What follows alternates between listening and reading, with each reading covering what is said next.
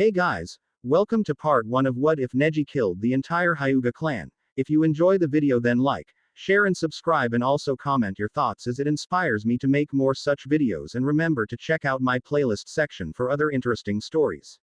So let's get started. Chapter 1. Exposition Y Pre-Prologue. The day before graduation. Yumi no Iruka, whose second name was probably Iruka, but maybe not because the weebs enjoy putting their surnames first sometimes, meaning it's nigh impossible to find out which one's which unless they're part of a family, dropped a sheaf of papers down on his desk, and raised an eyebrow at the person sat across from him. Care to explain what this is, Naruto? Naruto Uzumaki, whose first name was probably Naruto, was sat swinging his feet in the opposite chair, and nodded confidently. Yup. That's my submission for last week's ninja history homework. Then why is it also a detailed manga of an impassioned love affair between Sarutobi Hiruzen and Shimura Danzo? Iruka asked, turning the page around to show off one particularly steamy panel featuring two old men. Naruto grinned. He was annoyingly hard to be mad at when he got like this. The boy had the widest smile Iruka had ever seen, bright blonde hair, whisker marks on his cheeks, and an orange jacket that was about the least stealthy thing on the entire planet. It was difficult to think, looking at him, that Naruto could possibly do anything wrong, which would be a deadly assumption. Iruka knew this from over 5 years of teaching him.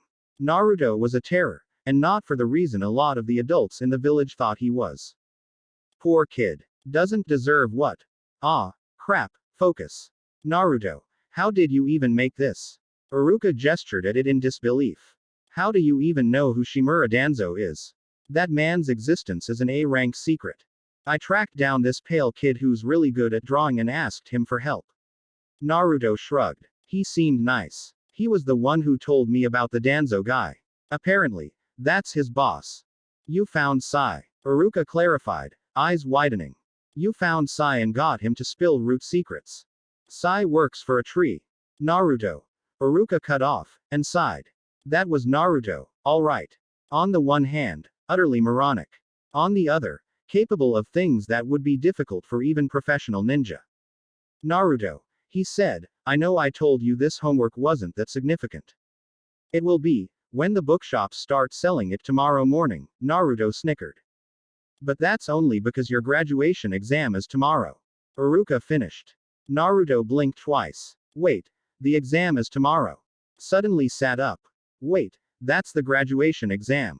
Yes. Iruka threw his arms up. Naruto, have you not been studying? Maybe. So if I asked you to summarize what you should have put in your ninja history homework? I would have no idea, yeah. Naruto smiled. Iruka tilted his head. Naruto, what does Konoha mean? No clue. Answered the blonde. Also, why do we even use words in the old Warring States languages? So you know what the Warring States period was? Iruka tried, hopeful. No, not at all. Do you know what a chunin is? You're one of those. What's a keke genkai? That's a superhero. What's a ninja? Naruto. A badass who kicks butt with superpowers and dope fighting skills. Naruto answered, with complete confidence. It took a while for Iruka's mouth to close. Then he sat back down, pulled out a piece of paper, and, showcasing some of the supersonic speeds skilled ninja could reach, scrawled down a long list within a few seconds. Okay, he said. These are the subtopic headings of the basic theory a ninja needs to know. You read this, and you find out at least the summary of what all these things are, you understand? Really? Naruto pulled the paper over, glancing at it. Shouldn't I just be practicing the D-rank techniques we gotta know? The exam has a theory section. It does. You've taken it twice already. Did you not do the written test? Iruka sighed, pinching the bridge of his nose. Naruto, you know this is serious, right? You're 12. It's your final year. If you fail this exam, you'll be held back a year, and all your classmates will graduate without you. Naruto looked down, his face going solemn. Why? Yeah, I know. I'm trying. I don't know what all the other kids are doing. I mean, I try to mold the chakra and it just doesn't want to go. Then you need to focus. Iruka said, more gently this time. Under normal circumstances, Naruto's appalling chakra control would have had him diagnosed with a physical disorder and kicked from the academy, same as would have happened to Rock Lee, if Might Guy hadn't taken him on as a student. If not for that, his appalling grades would have led to the same result. Except, of course, that every adult in the village knew exactly what was wrong with Naruto, and they couldn't afford to leave him languishing alone in his flat on the outskirts of town. I'm busy this evening preparing for the test, Iruka continued, so you go to the library and get answers to those questions, okay? But the librarian hates me. Naruto pouted. Every adult in this village hates me. Naruto. They don't. They do. And most of the kids, too. There's like 4 people in this village that like me, and one of those is you. Well then, it sounds like you have 3 sources, doesn't it? Iruka pointed out. And if they're busy, go find Mizuki-sensei, he's on revision class duty. Mizuki-sensei would just teach me wrong on purpose. Naruto scowled, and looked away. He's done it before. Iruka frowned. Naruto. He's a professional, I'm sure he didn't. Don't lie to me, Iruka-sensei. Naruto said, quietly, not looking up. Iruka closed his mouth, sighed. Alright. Good luck, Naruto. Hey, I'll take you to ramen once you pass, alright. My treat. Oh, really? Naruto's grin was back. Hell yeah. Okay. I'll go now. See you, Iruka-sensei. Go get him, Naruto. Iruka said, chuckling, as the boy set off at a run out into the corridor. Amazing kid. The world takes everything from him, and he still manages to face the day with a smile. I just wish they'd let me tell him the truth. Shaking his head, Iruka sat down, and went back to preparing the exam. And that was more screen time than he would get in the entire ensuing story. Hinata Hyuga, see in this case Hyuga is an important family that's super story relevant, you'll get the hang of it, was on the verge of a major coronary event. Naruto, was in her home. How he'd gotten through the estate's many protective seals without triggering an alarm she had no idea, but he was here, and he was looking at her expectantly. Don't panic. Don't panic. This is a good opportunity. If we're useful, we can make him like us, and maybe if we make him like us he'll want to spend more time with us, and then maybe. She shook her head to clear it, clapped her cheeks, and blinked owlishly at him with wide, white eyes. Sorry. Chakra. Ye. Naruto nodded, scratching the back of his head sheepishly. I just want a good way to summarize things, you know. I asked Sasuke the other day, but he just said, the blue stuff, and I had to pretend it had been a joke, and he's kind of my only friend, so, never mind, I can go. No. Hinata shouted, making him jump, before coughing. Of course, I can help you with anything. Anything at all. Oh. Nice. Naruto sat down, grinning at her in a way that set her cheeks on fire. So, chakra. Right. Hinata knelt, thinking. It was such a basic question. She was almost stumped on how to answer it. Well, chakra is a store of energy contained within the cells of all living things. Oh. Naruto nodded. Like, the Force. The Force. Yeah. From Star Wars. Or Magica from Skyrim. Sure. Note to self. Watch Star Wars, watch Skyrim. Chakra is the power source ninja use to cast ninjutsu. We mold it, weaponize it, train to develop it. Yes. Ninjutsu. That. Naruto pulled a piece of paper from his pocket. Okay. So, ninjutsu is the superpowers, right? Right. Hinata nodded. Ninjutsu refers to all chakra-based techniques, but, typically it only means the elemental ones. Like Avatar. Naruto tilted his head. Well, there's 7 elements. In Avatar there's 4. Then not like that. Fire, water, earth, air, lightning, yin, and yang are the nature transformations. Those last 2 are light and dark. You have to master a nature transformation before you can use its techniques properly. Right, and then you can. Naruto made a set of fake hand signs. Yes. Most of the jutsu we're doing tomorrow are so simple they're barely even elemental at all. Okay. Naruto looked back at his list. Okay. I know taijutsu, that's fighting. Unarmed fighting techniques. Weapon techniques are kenjutsu. Totally knew that. Naruto was hastily scribbling on the paper. But, genjutsu. Illusions. Hinata said. Mind affecting. That sort of thing. Rarely a problem for me. Uh, there's also Funinjutsu and. They're not on the list, I don't care. Oh, okay, cool. Thanks, bye. Naruto jumped up, grinned, and was off. Wait, I can. Hinata reached out after him, but he was already running, and it would have been too awkward to chase him down just to offer to help him. Damn it. Damn it. Damn it. No, it's fine. That was a positive interaction, right? Hinata sighed, and turned back to her empty house. Sasuke Uchiha, another important surname, that one, was running a taijutsu kata in his room when he heard a panicked yelp from downstairs.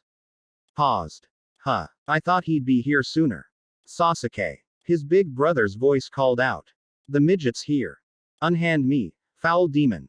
Followed Naruto's much angrier and higher-pitched voice. Sasuke rolled his eyes, called, yeah, he can come in. Itachi, you don't have to catch him every time he sneaks into the house. The door opened, and a yellow and orange missile was flung through to land on the bed with another screech. If I don't, your father will, and he might not be so nice about it. Itachi, a spitting image of his younger brother's raven hair and sharp features, gave Sasuke a wink. Enjoy your date. It's not a, oh, go fuck yourself.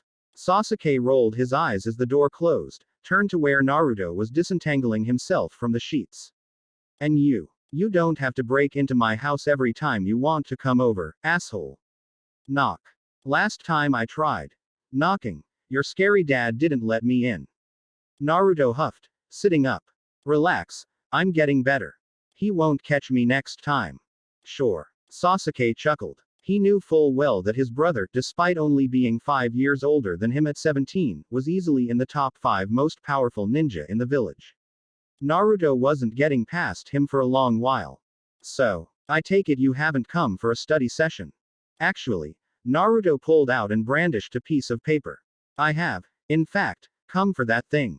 You what? Sasuke gaped. When Naruto didn't immediately say, Psyche, and laugh, he whistled. Well, shit, alright. You're actually taking this seriously. I take everything seriously, what do you mean? Naruto looked down at his paper, looked back up. What the heck is a clan? Sasuke barked out a short laugh. What? Really? A clan? Well, this says I need to know about the clans and their history, so, you know, good place to start. How have you survived school for this long? Sasuke ran a hand through his hair. Okay, clans, in the context you mean, are just big families of ninja. Well, mostly big. Hinata's, you know. Alone too. Yeah. Naruto looked down for a few seconds, before shaking his head and looking back up. But normally, big. Yeah. There's almost 100 Uchiha. My dad Fugaku is the clan head, which makes Itachi and me clan heirs. Sasuke smirked, more than a little proud of the fact.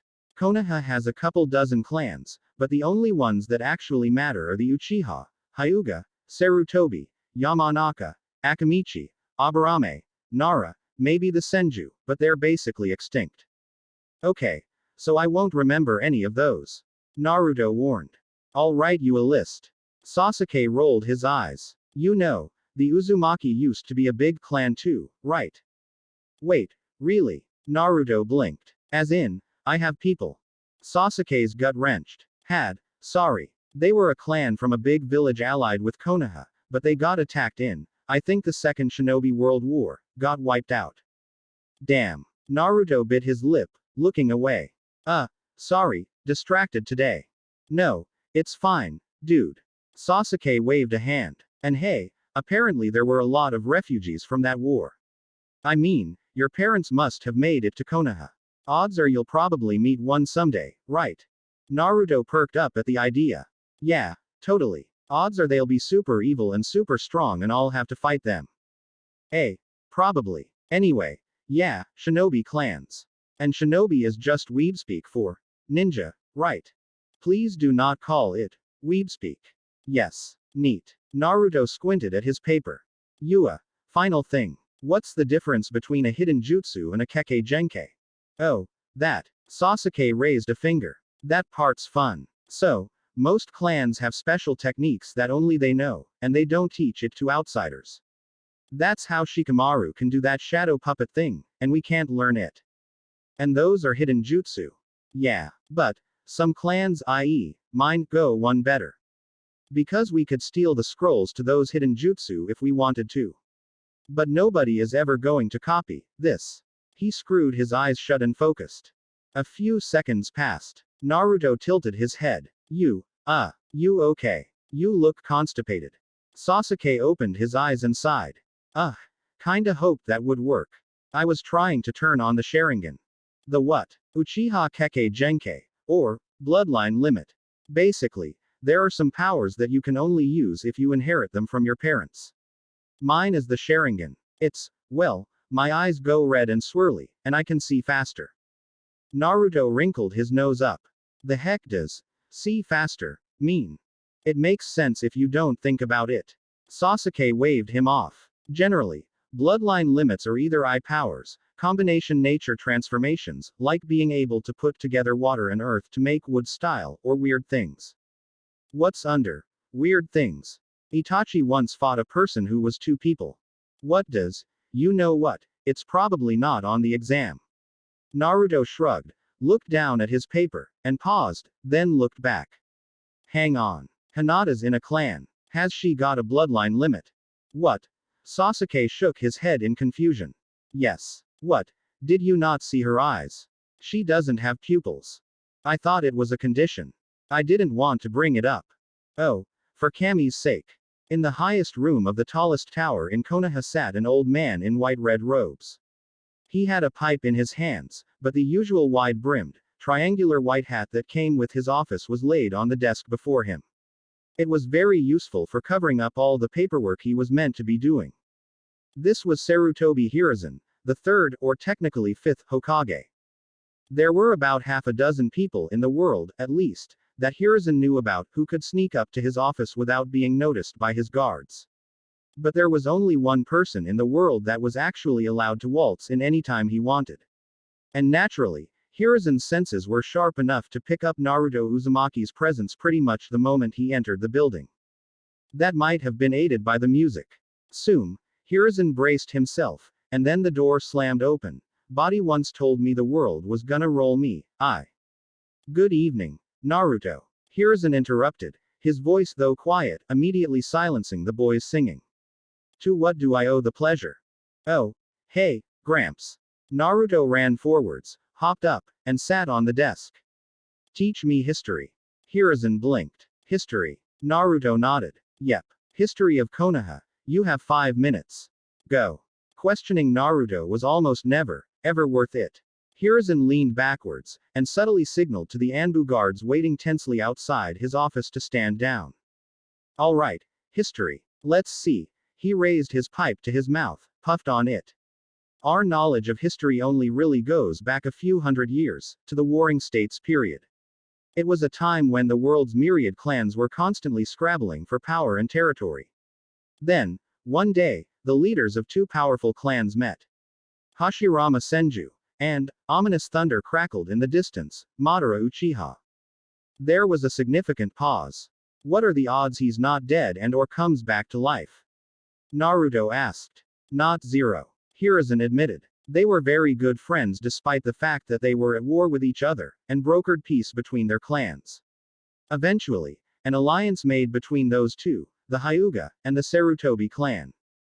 That's you. Naruto pointed. That is me. Do you have cool secrets? I have a summoning contract with some apes. Dope. Came together to form the first hidden village. We are the village hidden in the leaves, Konohagakure. That's what that means. And the first of the hidden villages. There are 5 important hidden villages, and a few others that aren't relevant to the plot. Gucci. Naruto scooched forwards. And the Hokage is the boss, right? The Kage R. Hokage refers to the boss of the leaf. Me. Hiruzen smiled. The other ranks are Genin, cannon fodder, Chunin, side characters, and Jonin, actually competent. You don't normally talk about them like that. Well, since you're here on the evening of the graduation exam, Hiruzen paused, waiting for Naruto's concerned chuckle. I figured I'd try something that would stick in your head. I'll try my best. Naruto pulled some paper from his pocket. Hiruzen recognized Iruka's handwriting, and smiled. Need to remember to give that man a raise. Okay, yeah, Last thing on the list is, Naruto's face fell. Oh, right. Biju. Ah. Hiruzen took another drag from his pipe. The tailed beasts. Would you still like to know? Why? Yeah. Probably should. Naruto shifted position on the desk. It was the 9 tails that attacked our village, right? The day I was born. It was. Hiruzen nodded. There are 9 tailed beasts in the world. The first with 1 tail, the second with 2, all the way up to 9. All of them are incredibly powerful, incredibly dangerous. And the 9-tailed fox, the Kyuubi, is the strongest and most dangerous of all. It broke free, that day 12 years ago, and caused untold destruction in our village. It killed the 4th Hokage, my successor, and forced me to reprise my role. Hiruzen closed his eyes. 12 long years, but sometimes he could still smell the smoke, hear the screams, feel poor Kushina's blood on his hands. There had been many times in his life where he'd fought a battle that seemed impossible, yet won by a combination of luck and quick thinking. But that night had been different. When faced with the demon fox, a beast so mighty it could trample houses, sweep ninja away in droves, and muster chakra that could damn near decimate the village in one blast. There had been no winning. Just hoping it killed them slowly enough for Minato Namikaze to get back. But, we got it, right? Naruto asked, making him look up. We beat the fox. Sealed it away, yes. Permanently. The Biju cannot be stopped forever. And the rest, I'm afraid, is classified. Hiruzen gave Naruto an apologetic smile. When you become a genin tomorrow, perhaps I will be able to tell you more. Naruto didn't respond to that statement with his usual outcry of determination, excitement, and, believe it. He just watched Hiruzen, with eyes that for a moment looked much older than they should. It's to do with the fox, isn't it? Naruto said. Why they all hate me? Hiruzen frowned. As I said, much information regarding that night is. See, I know I'm an idiot, but I've been living with this for 12 years. Naruto interrupted. Fists clenched. None of the other orphans from that attack get treated like this. It's the fact that I was born on that night, right? Naruto. What the hell did I do wrong, Gramps? He stood up on the desk, glaring. I have a right to. Naruto. The slightest hint of killer intent in Hiruzen's voice, and Naruto froze. Behind him, the 2 Anbu Special Forces guards, who the boy almost certainly hadn't even noticed, did not lower their weapons. Hiruzen had to give the signal twice before they made themselves scarce again. It is late, he stood, making him Naruto's height even with the desk advantage, and you have a big day tomorrow. I suggest you return home. Sure. Home. Naruto hopped backwards off the desk, turned, and made for the door. Good night, Gramps. Naruto. Hiruzen spoke up again, feeling that he couldn't simply leave it there. Naruto looked back. Yeah. Hiruzen smiled, with as much warmth as he could possibly muster for the boy. Good luck, tomorrow. I believe in you. Hold tight to the will of fire. Naruto's eyes widened. Then the grin was back. You betcha. Just you wait. I'm gonna be the best genin the world's ever seen. Then the best Chunin. Then the best Jonin, 'cause I know what those are now, and then I'm coming for that hat, old man. See you around. He waved, then bolted out the door. The Chunin teacher Mizuki, who didn't have a surname because he died so early in the show, stood alone in his room. I'm gonna ruin Naruto's exam. He said to himself. Then I'm gonna make him steal a forbidden technique for me. Then I'm gonna tell him his deep dark secret. Then I'm gonna kill him. Sure hope that doesn't happen off screen. Chapter 2. Prologue. 5 years before graduation. The 3rd Hokage, Sarutobi Hiruzen, sat at his desk in the Hokage Tower. The endless stack of paperwork in front of him was temporarily forgotten, as he leaned back in his chair with a pipe in his mouth. His guard had been dismissed. As far as anyone could tell, he was completely alone in the room. Report. He said, softly. The situation is out of control, said the voice of Itachi Uchiha. It seemed to come from atop a bookcase, and the 3rd wasn't sure whether the Uchiha prodigy was actually there or somewhere else in the room. Or it was a double bluff, or triple. But the situation was too serious for Hiruzen's usual games. Extrapolate. He said, simply. Shisui is dead. Itachi replied. Suicide. And nobody is going to believe it. You will take the blame. The third asked. I have no choice. There was a pause. My Mangekyo has awoken. I see. Hiruzen replied, neutrally. As far as the Uchiha knew, that required the murder of one close to you. Which I suppose means using the Koto Amatsukami to stop them is off the cards. I agree. Itachi replied. An interesting choice of words, suggesting it was unfeasible rather than impossible. Hiruzen knew where one of Shisui's eyes had gone. He wondered about the other. The situation is about to escalate. Itachi continued. Before, we had a week. Now, I don't know. I can't continue to hide my disapproval from them, Hokage-sama. I understand. The third replied. It was sometimes hard to remember Itachi was still just 12. So, old friend, do you still insist that the best course of action is a massacre? That was not addressed to Itachi. There was a pause, before an unoccupied corner of the room spoke up. The Uchiha should not be exterminated, no. The third raised his eyebrows. Really, Danzo, I'm glad you have regained some sense. Do not mistake my intentions. The voice replied. The primary objective is, and must always be, the protection of Konoha. The Uchiha clan dead is better than a coup d'état, but it is not optimal. Their ability to obtain the Mangekyo Sharingan makes them an incredible asset to the village. A value which must be weighed. I trust you don't intend to let the attack succeed. The third replied, once again feeling dirtied by the root leader's pragmatism. They intend to kill me, Danzo. I would find that rather upsetting. This week will not end without bloodshed. Danzo replied. But we possess the privilege to choose whose blood. No, I do not believe that we should let them get away with their machinations. That would look bad. We also cannot be seen to appease them, for the same reason. The third thought. So you intend to appease them without doing so visibly. Which you realize would require them getting more power in the government, which in turn would involve. He paused, as he realized where Danzo's mind was going. Itachi caught on too. You want us to massacre a different clan. Are you sure you don't just really like clan massacres? The Senju are the object of their hate, but they barely exist as a clan at this point, and lack a reasonable scapegoat. Danzo continued, oblivious to Itachi's insubordination. Inuzuka, Nara, Aburame, none possess enough political power for killing them to do anything. Which leaves us with one. The Hyuga. Hiruzen pinched the bridge of his nose.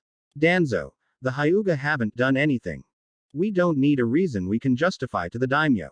Legally, we aren't meeting right now. We need a scapegoat with the power and motive to have reasonably slaughtered their entire clan completely independently. The Hyuga conveniently provide one. Neji. Itachi whispered. The third winced. The Hyuga's use of the caged bird seal is questionable. You're looking for the word barbaric. Itachi supplied. Neji does have the skills and he does have a motive. Hiruzen continued, nodding his head to concede the point. Would he do it, Itachi? For the good of the village. He knew the two boys were close. Itachi paused. He would never kill Hinata. That's the current heir to the main branch. As much as he rants about her, well, you know how I feel about Sasuke. It's ideal to leave at least one alive. Danzo muttered, thoughtfully. A male heir would be more convenient, but she should be able to continue the clan. Itachi shuddered, but kept going. Neji's just left the hospital for reasons he won't talk about. Tomorrow, he'll be in fighting shape. And yes, he'll be willing. I'm sure of it. He has a better reason than what we planned for me, at least, which really was just being a really big meanie. Are we certain about this? Said the Hokage. We are going to stop the Uchiha from betraying us, by killing the Uchiha's enemies. Pragmatically, it makes sense. Danzo replied. The Hyuga's value is comparatively limited. The Byakugan doesn't have a Mangekyo. Hiruzen kept carefully silent. There was a blur, and Itachi became visible in the center of the room. He bowed to the third. I'll go tell him. S-class secrecy, I know. He rose, and walked towards the door, pausing with this hand on the handle. Quote. Neji's never going to forgive himself for this. You know that, right? He vanished in a fluttering of crow's wings. Sarutobi glared at the corner of the room that probably contained Danzo. I'm totally disbanding Root after this. Whatever. A few days later, a 7-year-old Hinata Hyuga skipped happily back towards the Hyuga compound after an afternoon of her favorite pastime, Naruto spotting. She had admittedly gone on a bit longer than she had planned to, and now it was dark out, but the two gate guards she'd expect to chew her out were conspicuously absent. Thinking nothing of it, she was able to walk in unhindered, praising her good luck. She got 10 steps before she saw the first body. Her eyes narrowed at the person conspicuously laying on the pavement, eyes open, looking up to the sky. Auntie. What's wrong? Hinata knelt beside her, shaking her arm, but she didn't move. Frowning, Hinata slowly, carefully, went through the hand seals she had been taught for years, eventually calling out, Byakugan. And looking down to assess the woman's chakra network. It wasn't there. There was no signature blue glow, no pulse of energy through her tenketsu. And now that Hinata's eyesight was enhanced, the woman didn't look to be breathing either. Help. Hinata called, scrambling away with a startled gasp. This woman needs help. She turned around, but couldn't see anyone else, so she ran further into the Hyuga compound, expecting to see the night guard, expecting someone to see her, at least. All she found was more bodies. Crying, she ran past corpse after corpse, all visibly unharmed, but with no life flowing trough their bodies. Her eyes pointed out in painstaking detail every face, every terrified expression. She held back her bile and stumbled, desperately making her way to her own house, hoping against hope that there. Her eyes finally made out a chakra network through the wall. She shoved her own door open, running through the hallway, up to her parents' bedroom, bursting in to find. She blinked, and her Byakugan fell away in her confusion. Neji. Her older cousin turned towards her, away from the dead bodies of her parents. There were no visible pupils, nor irises in his eyes. They were orbs of pure, lavender-tinged white. Tell me, Hinata. He spoke. Do you believe you can defy fate? Hey big brother. Itachi smiled as he closed the door to his home behind him. Hello little brother. What are you doing up this late? I wanted to wait up for you. Sasuke pouted. He walked forward and narrowed his eyes. Hey, what's up with your eyes? Are you crying? Itachi chuckled, wiping off the blood dripping from one of his eyes. Internally, he cursed the consequences of the Mangekyo's power. It's nothing, little brother. I'm here, and everything's alright. Chapter 3. Graduation. Present day. Sasuke Uchiha sat at his desk in his thinking pose. It wasn't the same as Shikamaru's thinking pose, but it bore a marked similarity Sasuke would deny to any who brought it up. Currently, he was using it as an excuse to stare straight ahead and ignore the disaster going on at his left. I honestly can't believe you managed to pass the exam. Sakura yelled. Same to you. How you made a transformation jutsu that hid that forehead of yours is beyond me. Ino yelled back. Shut up. It's not that bad. Besides, it's not like you don't. Oh, it is so that bad. I bet any man would agree that it's ridiculously ugly. Isn't that right, Sasuke? Don't be ridiculous yourself. Sasuke would never tell me I looked ugly. Right, Sasuke? Sasuke. Sasuke. Sasuke tried not to sigh. When he brooded, they swooned, and when he smiled, they swooned. He wondered if maybe he was cold and uncaring all the time, they would get the hint and leave him alone. Or maybe that would just make it worse. He'd probably have to figure it out soon, given that his primary fangirl defense had gone and gotten himself held back a year. His ears pricked. In the distance, he heard some oddly familiar guitar chords. Then there was an intake of breath from outside the classroom door. The door slammed open. Body once told me the world was gonna roll me. Naruto, what the fuck are you doing? Sasuke called out over the painfully off-key singing. She was looking. Oh hey Sasuke. Naruto Uzumaki, leaf headband firmly fixed on his forehead, waved to his friend before jumping towards a wall. He hit it, pushed back off, and landed in a slide on his stomach on Sasuke's desk, ending up perfectly in front of him with a shit-eating grin on his face. Did you miss me? Sasuke let his head hit the desk. Naruto, I know the ninja academies are big on alternative methods of passing, but I don't think stealing some poor soul's forehead protector qualifies you for genin. Oh no, I'm officially a genin now, Iruka-sensei says so. Naruto stretched on the desk. Yeah, I stole a forbidden scroll, learned an A-rank jutsu, made a dramatic revelation about my past and then beat the crap out of Mizuki-sensei. They basically had to promote me after that. Sasuke looked up at him. Really? Yep. That's what you're going with. It's the truth. You're not fooling anyone, Naruto. Ino huffed. Naruto arched his back to look, upside down, at the two girls there. Oh hey Ino. He wiggled his eyebrows. Sakura.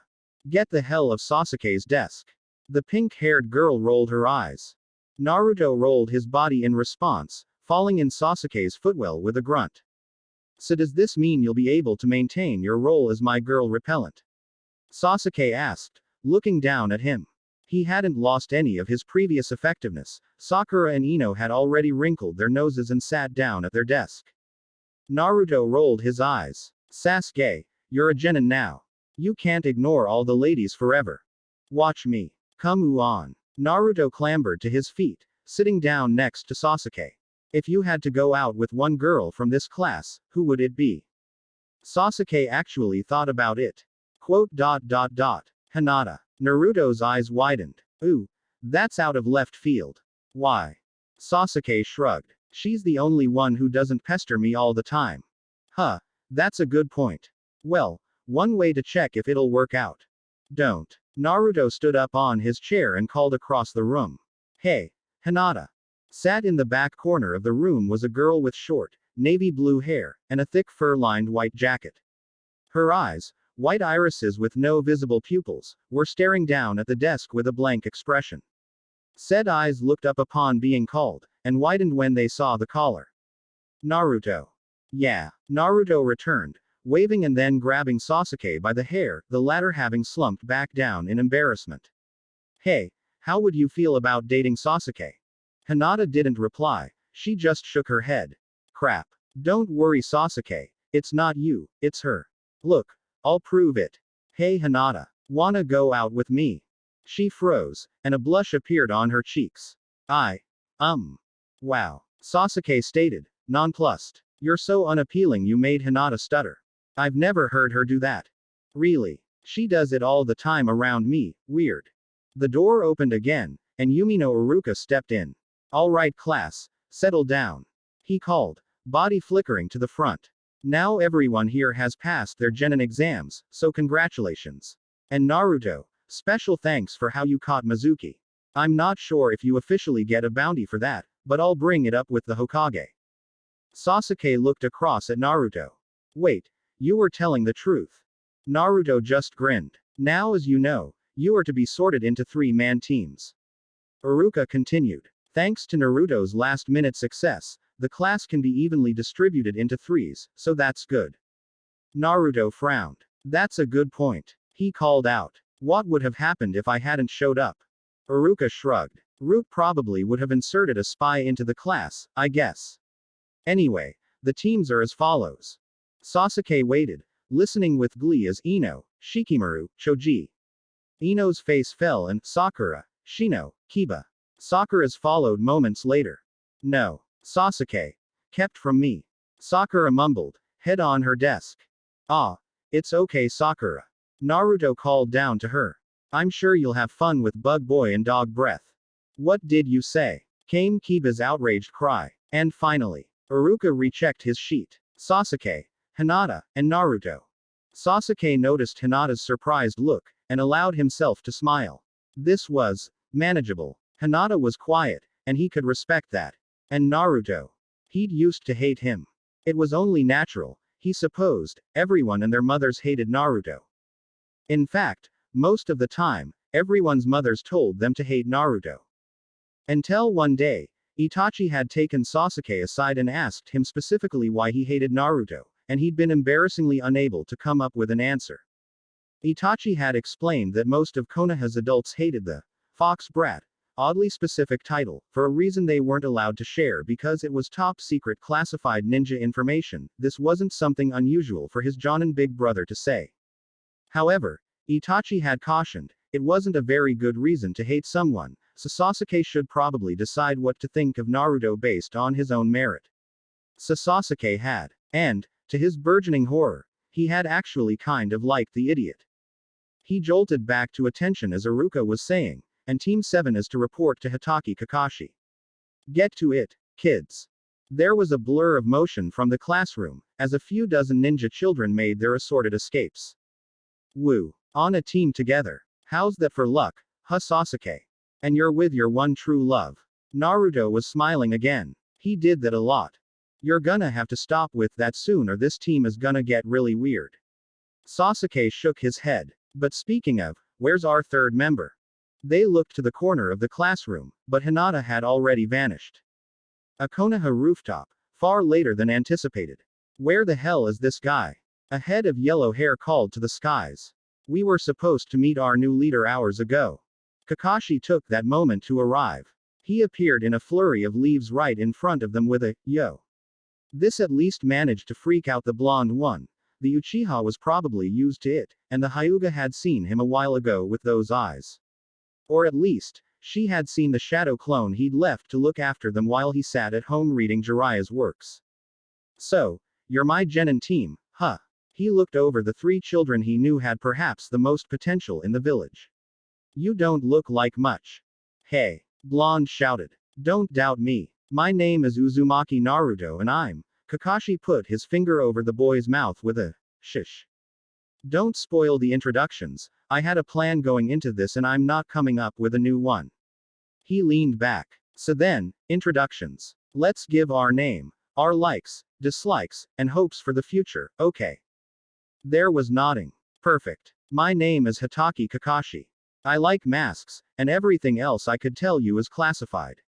Blondie, you go next.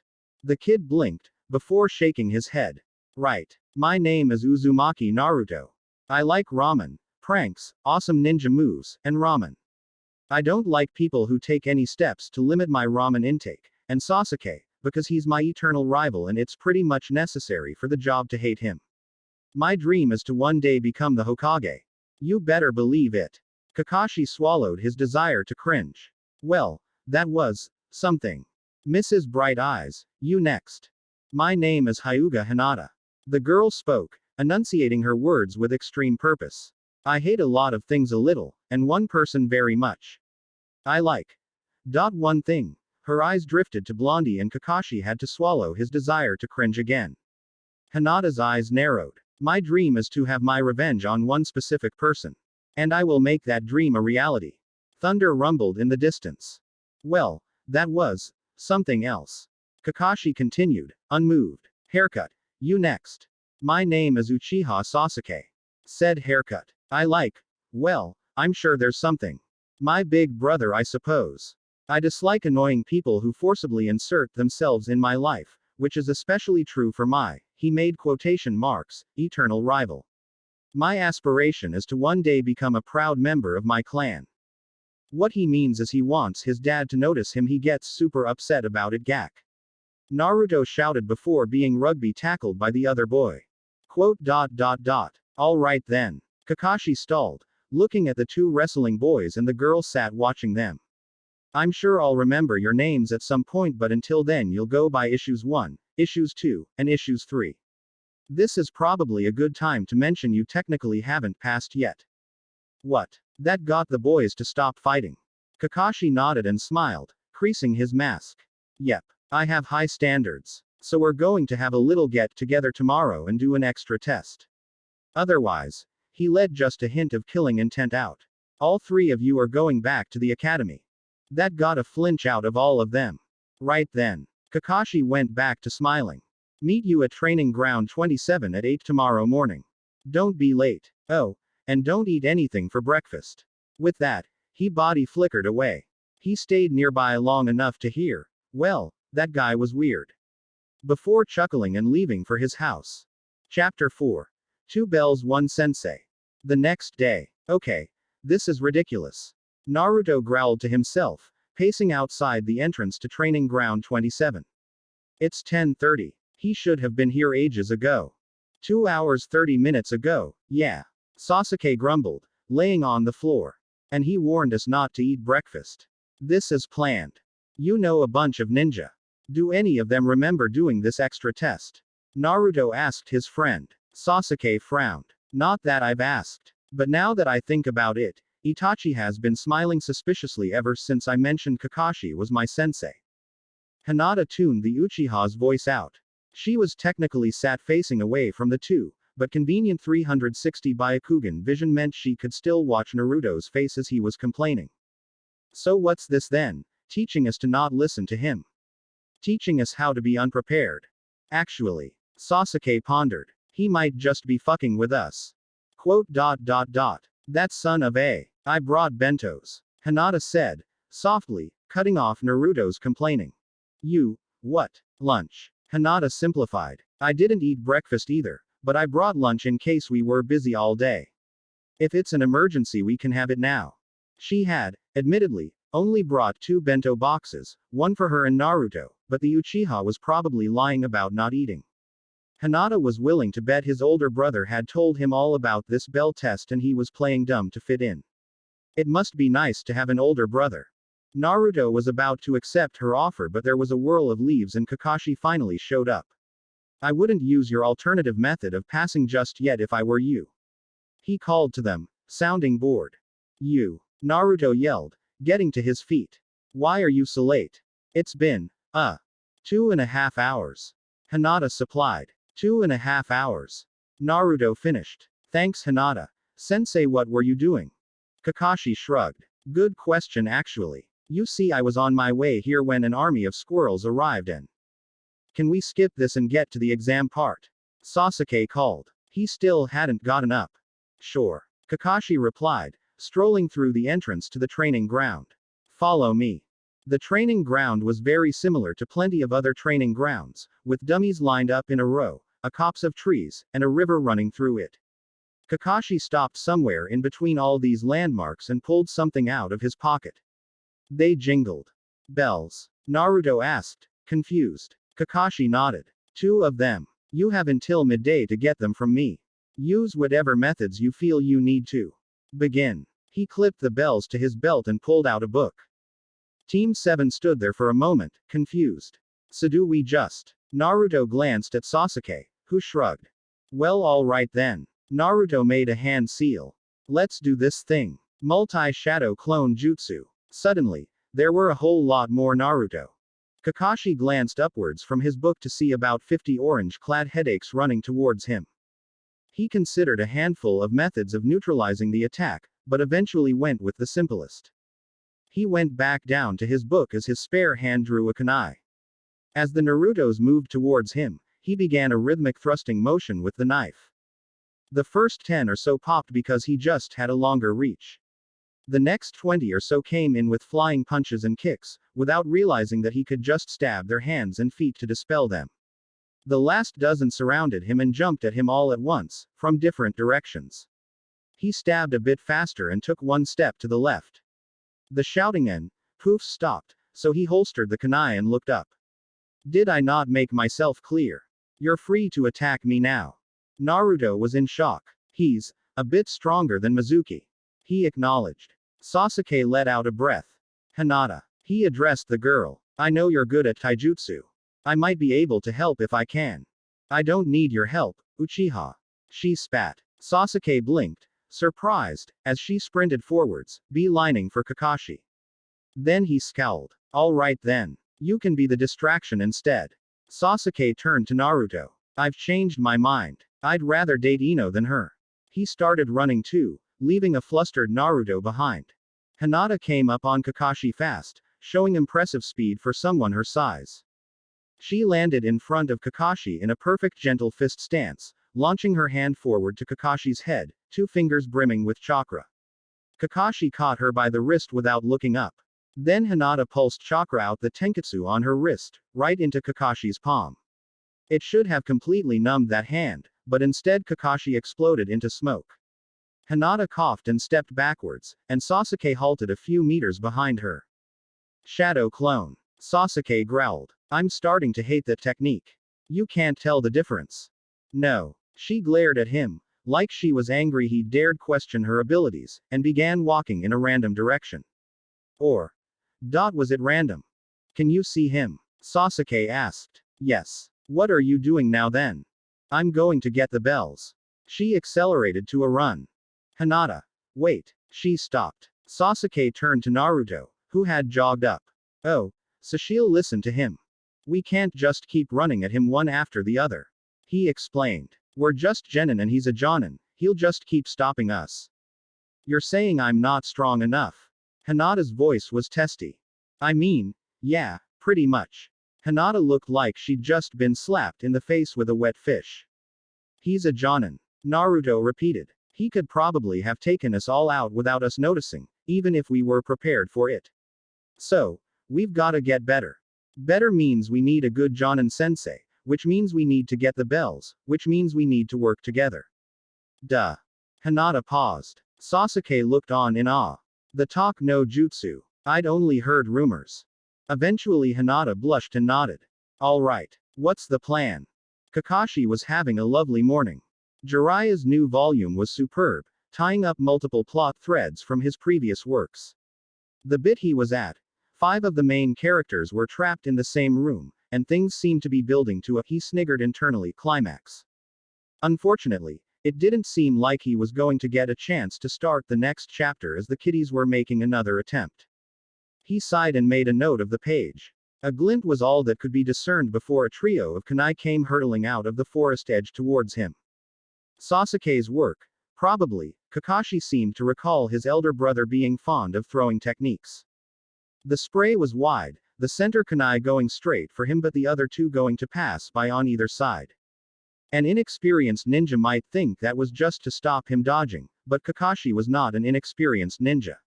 He plucked the first kunai out of the air and swung it, severing the razor wire tied between the outer 2 knives and leaving them to fly harmlessly to either side. By that point, Sasuke had leapt from the forest and completed a very familiar set of hand seals, making Kakashi's eye widen in surprise.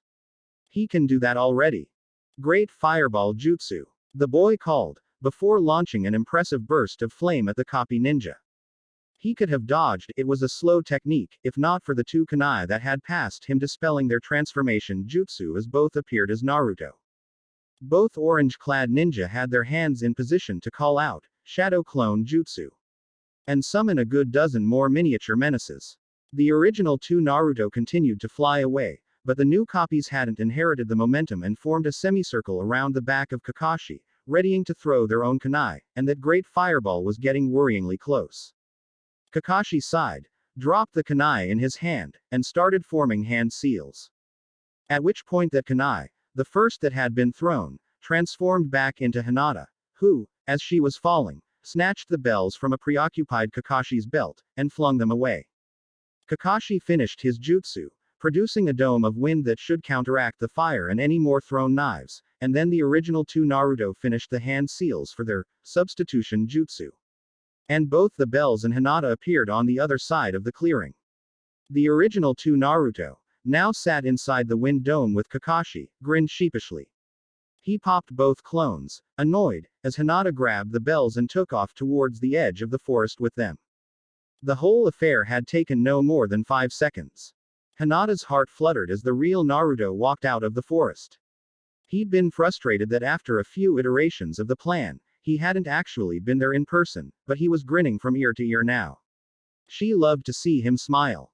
We did it, she cried, separating the 2 bells and tossing one to him. Sasuke walked up, trying to control his happy expression but failing. Hell yeah. Go Team 7. Naruto was cheering, elated, turning back to Kakashi and shouting, how's that for your bell test, ya big lazy, ninja. Sasuke supplied. Yeah. Big lazy ninja. Kakashi walked up, clapping. Well done. Excellent example of how basic jutsu can be used to great effect if used intelligently. I guess that means Naruto and Hinata pass. There was a pause while the trio contemplated that. And Sasuke. Naruto ventured. Kakashi smiled. Oh no. You see there are 2 bells, which means only 2 of you get to pass. What? Naruto exclaimed. That's not fair. The numbers seem to add up to me. Kakashi replied, shrugging. But if you want to trade those around, change who gets to pass, go ahead. Or you could fight for them. That's always fun. Hinata was on edge. On one hand, this was ideal. Just her and Naruto, without the Uchiha getting in the way. On the other, said Uchiha was also on edge, and eyeing both her and Naruto very carefully.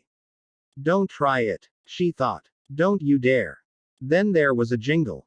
Hinata watched, mouth agape, as Naruto flung his bell across to Sasuke, who caught it on reflex with a look just as surprised as Hinata's. Naruto. She whispered. What are you? Don't worry about me, he said in a too cheerful voice. You two are the best in the class, big fancy clans and all. It's probably best if you both go forwards without me.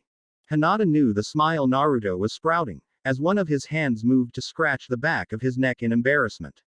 She had seen it all too often from him. It meant he wasn't actually happy, but was pretending to stop the people around him from being sad for his sake. Hinata hated that look. Hated it, hated it, hated it.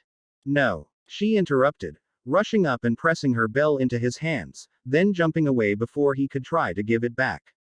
You want to be Hokage, remember? She told him. I won't let you squander that dream.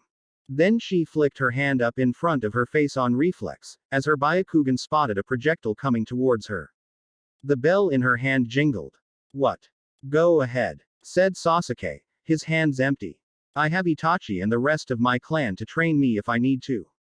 You two are orphans. You need this opportunity more than I do. Hinata practically snarled, and started walking back to him with the bell outstretched. Don't pity me, Uchiha, I don't need this too. Well then. Kakashi's voice cut across the burgeoning argument between the three. This is very funny to watch, but I'm going to cut it short. Seems to me like you can't decide, which leaves me with one option. All three of you. They tensed. Pass. Ah. Look at their excited little faces.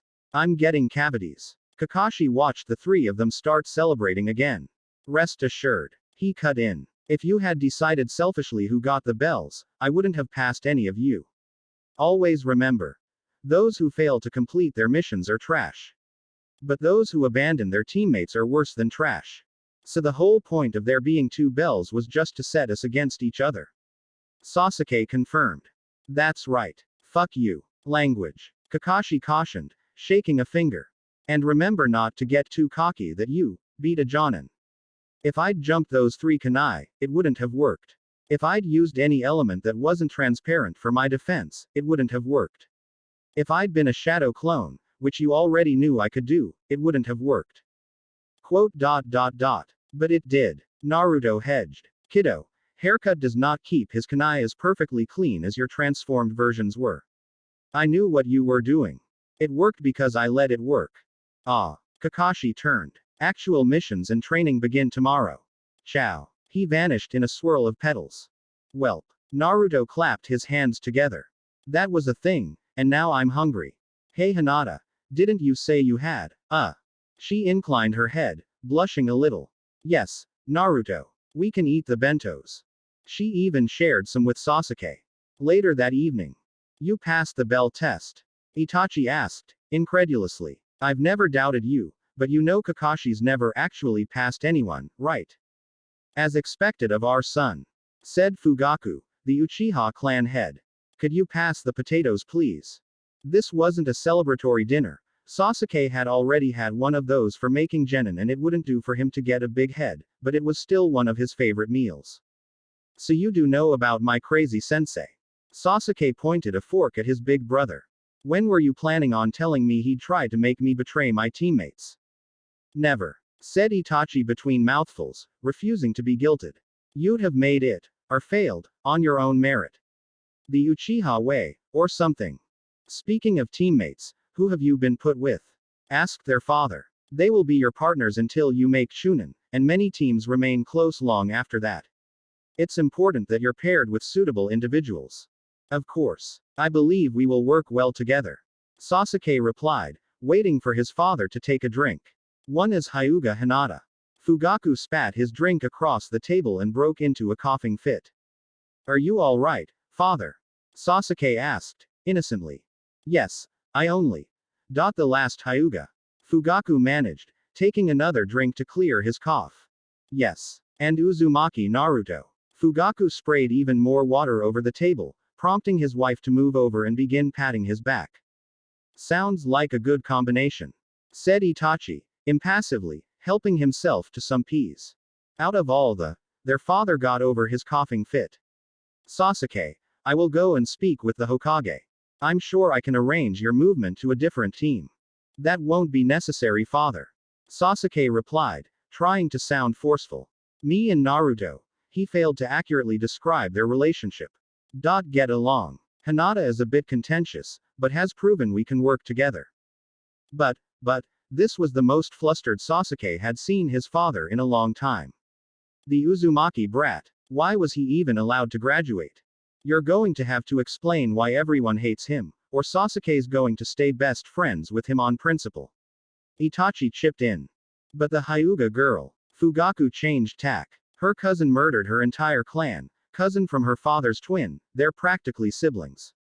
Even if she doesn't snap, when she grows up she's going to restore the Hyuga's influence and wrest it from our own clan. Oifutter Yuganato launchik updated. Itachi murmured into his glass. Fugaku managed to avoid another coughing fit. Anyway. Her interests are diametrically opposed to yours. Watch out for her. Actually, that might not be the case. Sasuke's mother spoke up. It might be possible to bring her around to our side. How do you mean? Asked Sasuke, but Itachi had already caught on. Mother has a point, Sasuke. He said, smiling. She's a very pretty young girl, and you've reportedly seduced a lot of the girls in your class already. Sasuke went red. Itachi, stop. I already changed my mind about her. Changed your mind? His mother chipped in. How did you feel before? Sasuke buried his face in his hands. I was joking with Naruto. I hate you both. Father, save me. Fugaku, even more horrifyingly, was actually thinking about it. It would neutralize the threat quite elegantly. He mused. And I've always been curious what would happen if the two bloodline limits were combined. Your children. Enough. Sasuke shouted. I am going to great fireball all of you. No jutsu at the dinner table. Sasuke. Chapter 5. Wake up call. Evening of the bell test. Hiruzen watched the Anbu guard stationed in his office fall from the ceiling and land on the floor in a heap. He sighed. Danzo, you gotta stop doing this. He'll live, said the ex and current, if some of the Hokage's sources were to be believed, leader of Root, stepping into the office. I needed to talk to you. Of course you do. Sarutobi sighed. Any particular subject, or would you simply like to catch up? Actually, I thought I might discuss the genin teams that have been formed most recently. Said Danzo, taking a chair in front of the desk. More specifically, Team 7. What of it? Asked the third, inwardly groaning. How were its members selected? Danzo asked, innocently. Hiruzen shrugged. It's traditional for the best boy, best girl, and worst overall in the year to be put on a team together. Both Hinata and Sasuke are very skilled, and as Naruto technically failed the examination. I see. Danzo replied. If you'd put, I don't know, Haruno Sakura under Kakashi, I might have believed that. But no, you put the young male heir to the Uchiha, the one remaining Hyuga, and the damn Nine-Tails Jinchuriki on the same team under your best and most loyal Jonin. Hiruzen nodded. Actually, in hindsight, I suppose that would be, he quoted a term from his grandson, pretty darn overpowered. Hiruzen, would you care to tell me if there's any reason in particular you're trying to recreate the legendary Sannin? I'm sure I don't know what you're talking about. Sarutobi. Don't. Sarutobi. Me. The third snapped, eyes hard. You lost that right when you tried to put one of your spies in my school. Sai, was it? If he even has a real name. How young are you grooming your soldiers now? I could ask you the same. Danzo returned. We both know something's coming. You could use my help. The last time I requested your help, I ruined 2 lives and lost 200 more. Hiruzen replied. I have learned not to make that mistake again. Danzo glared at him for a good few more seconds. Then I shall act alone. As I always have. He turned and walked out the door. Sarutobi waited a few seconds, then slammed a fist into his desk, sufficient to splinter the wood. He heaved himself out of his seat and walked over to the unconscious Anbu, kneeling down beside the androgynous ninja beneath the boar mask. He slapped them round the face. What hit me? They mumbled, before jolting to alertness. Hokage-sama. They shouted, getting up. What? Make sure the rest of my guard is awake. He growled. Then get me Kakashi. It's time for a wake-up call. 3 years before. Big brother. Big brother. Itachi groaned and cracked open one eye, barely controlling the urge to awaken his Sharingan and Tsukuyomi, the fool who woke him. He shifted under the covers and propped his head on one arm. Sasuke. What are you doing? It's 6 o'clock. You promised you'd show me how to do the multi-kunai throwing. Pouted the 9-year-old. Itachi scowled. I know you act more mature than this at school, brother. You said that any morning you weren't on a mission you'd help me with training. Sasuke stated, as though Itachi was trying to deny an immutable law of the universe. I just got back from a mission. The elder protested, weakly. Then you are back. The younger pointed out, logically. So, come on. Itachi groaned again, and pulled himself out of bed. Never mind that said mission had necessitated 38 hours of continued consciousness, and he'd only flopped into bed an hour ago. He had promised Sasuke training, so there was training to be done. Present day. Sasuke groaned and opened one eye, trying desperately to awaken his damn Sharingan already so he could genjutsu the fool who woke him. Itachi. He mumbled. I appreciate the dedication. I do, but I have a Jonin-sensei now. You don't have to keep. He placed the identity of the person by his beside and trailed off. Yo, said Kakashi. Sasuke let out a scream that was entirely undignified for the heir to the great Uchiha clan and leapt to his feet, pulling the kunai from under his pillow and pointing it at the transgressor. You. What are you doing here? You're late, Kakashi said, smiling under his mask. I'm late, Sasuke hissed, looking to his door hoping he hadn't woken anyone. What the fuck were you yesterday? Again with the potty mouth. Kakashi scolded. Did you get that from Itachi? Yeah, Sasuke growled. What the hell are you doing in my room? We have training, which you were late to. How rude of you. You didn't tell me when it was. Or where, for that matter. You can't become a Jonin by making excuses, haircut. But as I am a gracious sensei, I decided to come get you. Sasuke was incredulous. So you broke into my house. Hardly a drastic measure for a ninja. Besides, nobody caught me. Can you two be more quiet in there? Itachi's voice came through the wall. Some of us are trying to sleep. Alright, one person caught me. Kakashi relented, grudgingly. But since I'm still alive, I think that's enough proof that he agrees with my intentions. Now get dressed. You'll have to work extra hard to make up for your laziness. Shaking his head, Sasuke left the comfort of his bed and walked towards his closet. Yesterday you couldn't be present for 10, how come now you're starting training at 6? It was supposed to be 5, actually. Kakashi replied. And it's not me doing your training. What? Shut up and get out of the closet, Sasuke. Elsewhere, at the same time, Naruto blinked and opened his eyes. Oh, hey, he mumbled. Kakashi, leaning over him, tilted his head. That's your reaction. You're not at all worried that a ninja is in your apartment. Standing over you while you sleep. Naruto shrugged. I have Anbu in or near my room basically every night. At first that was confusing, but when I learned I was a Jinchuriki it kinda started to make sense. I'm used to it by this point. Well, that's a habit to kick. Kakashi sighed. Get out of bed, Whiskers. We have training to do. I already have a shadow clone at Sasuke's place. Naruto frowned, sitting up and rubbing his eyes. Not Hinata's. Oh, I wouldn't be worried. She's outside your window right now. Training ground 14, you have 20 minutes. Kakashi disappeared in a flurry of leaves. Naruto got to his feet and stretched, sparing a look around his apartment building to check Kakashi hadn't done anything to it. The empty ramen packets were still piled up beside his bin and the kitchen was still a mess, so the Jonin certainly hadn't been cleaning up before walking over to the window. Sure enough, when he looked out and down, there was a girl with blue hair in the alleyway looking incredibly guilty. Hinata, what are you doing down there? The Hyuga was poking her index fingers together and focusing intently on the floor. I came to see you. Kakashi woke me up too and you live nearby, so.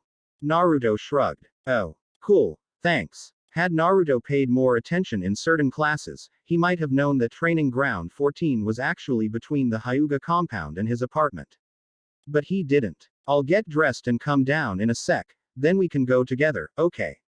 He called out. Instead. Her face went red, and her Byakugan very definitely turned off, but she nodded. A little confused, Naruto went back inside. 18 minutes later. The four got together in the woods. Training Ground 14 was apparently just a massive open space, but Kakashi, looking furtively through the entrance, had prevented them from entering and hid them amongst the leaves just outside the area. So, I'm sure you're all wondering what you're doing here. Kakashi began.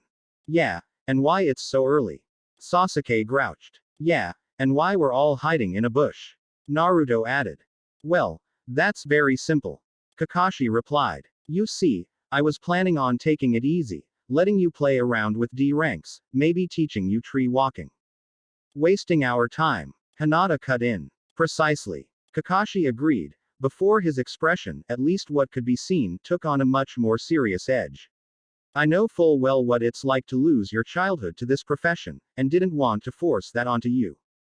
He brightened again. Until our dear Hokage called me in and reminded me we don't really have time for that, as you're all likely to get assassinated or kidnapped at any point.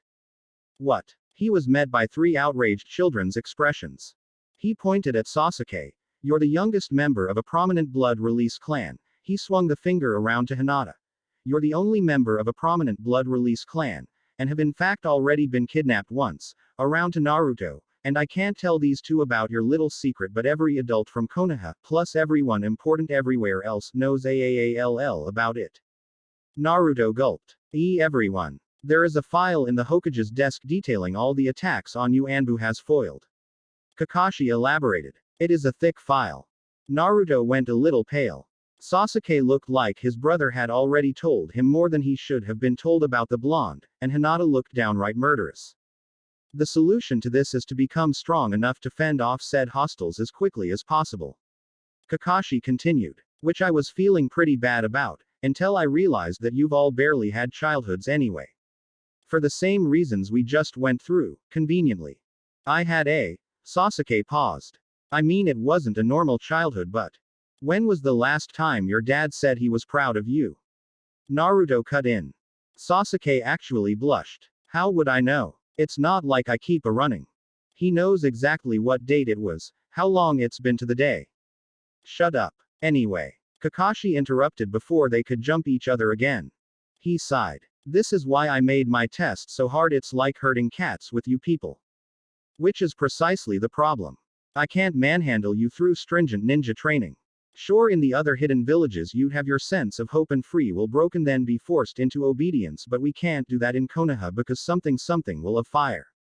He looked over them all.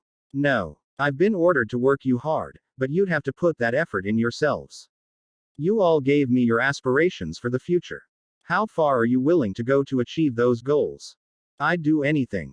Hinata spoke up, even before Naruto could break into a speech. Nothing can stand in my way. Working ridiculous hours. Kakashi probed. Intense pain. Training methods that could be defined as cruel and unusual punishment. Anything. Hinata insisted. Kakashi turned to the pair of boys. That goes the same for you too. Both nodded, determination in their eyes. Great. Kakashi beamed. Then let's get started. He pushed through the foliage and walked onto the training ground proper.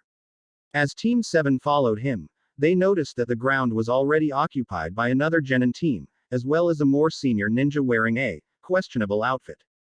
Hey guy. Kakashi called out. Mind if we talk for a few minutes? As the two jonin walked away, Guy's hand around Kakashi's shoulders, their respective teams were left alone with each other. It could have been a standoff, but only the girl actually approached them, with one of the boys looking like a miniature clone of Guy, doing push-ups in the background. The other, a pale child, simply sat and watched the proceedings. You're one of the new teams, right?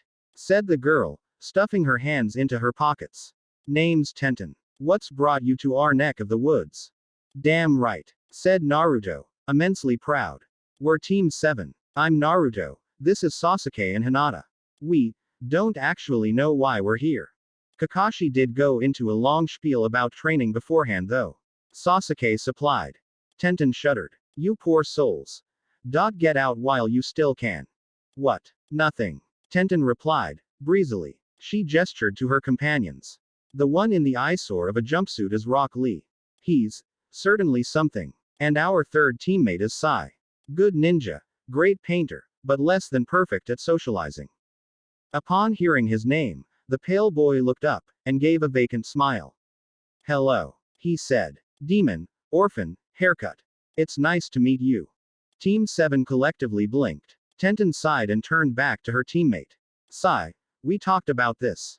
Don't nickname people immediately after meeting them, and don't give them nicknames that are so negative. Sai tilted his head. But you nickname us offensive things all the time. Just this morning you called Lee a masochistic piece of she. Insults. Sai, you're confusing nicknames with insults. She face-palmed and turned back to Team 7. Well, it's good to see we aren't the only dysfunctional genin trio in Leaf. Sasuke casually dropped. I don't know what you mean, said Hinata. Deadpan. You wouldn't. Sasuke sighed, after realizing she was being serious.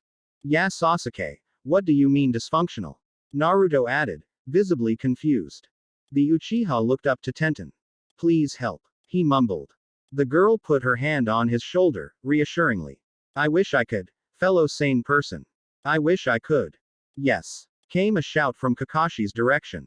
I accept your challenge, Kakashi. There was a blur, and Guy slid to a stop in front of the trio. Your sensei has always been a tenacious one, genin. He said, eyes closed. But now he has gone too far, and will finally be defeated. What did he do? Asked Tenten, apparently used to such dramatic displays. Hatake Kakashi has set me a challenge. Guy explained. He believes that I will be unable to continue my usual training regime while also bolstering his own team physically. And I. His eyes snapped open. Will prove him wrong. The sun glinted dramatically off his teeth and eyes. There was a pause. Do you make bets like this with Kakashi very often? Asked Hinata. Your sensei has been my rival for years, young ninja. Guy affirmed. What happens to Kakashi if he loses? Hinata asked, curiously. Absolutely nothing. Guy exclaimed. Now come on. I have you every weekday from 5 until 8 and I do not intend to waste any of it. Sasuke blew out a breath. Okay. 3 hours a day. This doesn't sound too much more stringent than what I do usually. Get moving, ninja. Guy called. After we do some stretches we'll get started on some aerobic work.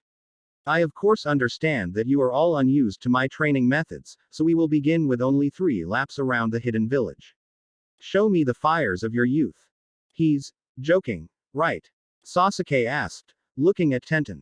She shook her head, sadly. I'm so sorry. You're either going to become total beasts or you're going to die. 3 very exhausted genin fell to the floor in front of Kakashi. He's a monster. Naruto gasped. They've done remarkably well, Kakashi. Guy said from behind them, barely sweating. I look forward to training with them tomorrow. That was hell. And we were late. You want us to do an extra hour on top of that? Every day, Sasuke exclaimed. If all goes to plan, I will be able to up your training to 5 hours after about a week. Guy added, beaming, and jogged back to his team. I'm this close to giving up on vengeance. Hinata mumbled. This close. You asked for it. Kakashi told them. No take backs. Now please lie still for a moment, I need to draw a seal on you all. A seal? Naruto asked, naturally worried about such things. What seal? A training seal. Kakashi explained, twirling a paintbrush in his hands. Guy and Lee use weights, but that's not very elegant and tends to be pretty uneven in how it builds your muscle groups up. This, on the other hand, adds resistance every time you try to move, everywhere, like going through water. It also uses your own chakra to produce this effect, so it helps build up those reserves as well as your muscle. Wait, I've heard of this. Sasuke had recovered enough to be breathing normally. Itachi told me about it. Don't they use it to train Anbu? Because I'm pretty sure it's classed as a kinjutsu because of the possibilities for muscle damage and. You'll be fiend. Kakashi interrupted. It has different levels of resistance. I'll leave you on level 1 rather than 3, which is what the Anbu generally use and is like swimming through mud. You're speaking from experience. Hinata perceived. Kakashi nodded. I was dog. And due to experience, I will not force you to use it while training with Guy, because that would be a terrible, terrible mistake. He trailed off, looking into the distance, before shuddering. Anyway, get your tops off, I'll need to see your bare backs. Pervert. Weirdo. What are you reading in those orange books? Now, Save your strength. Kakashi replied. When I'm done, my shadow clone is going to go through all the different jutsu categories with you to get a better idea of your capabilities. Then over lunch we'll talk through mixed unit tactics and other important theory. Then we'll move on to that tree walking we talked about. Then. I've changed my mind. Naruto looked numb. Guy's fine. You're a monster. Chapter 6. Tora the Deplora, BLE, also Demon Bros. Greaseball 1. This is Fox 1, please report. Naruto. What are you? Codenames. Greaseball. Naruto heard a sigh through the speaker. Greaseball 1 to Fox 1. Where exactly did you get this radio system? That's simple. Greaseball. Naruto replied. I took my frog purse with all our D rank pay to the fancy electronics store. And then I stole the radios from Anbu headquarters. For fuck's sake, Naruto. Fox 1 to Bat 1. Do we have eyes on the target? This is Bat 1 to Fox 1. At least Hinata was getting into things. The target is approximated 40 meters southwest of your position. Excellent. That's make a quarter turn left from your current heading. Greaseball 1 supplied. No, left. Naruto, you aren't this stupid. 3 figures darted across Konoha's rooftops.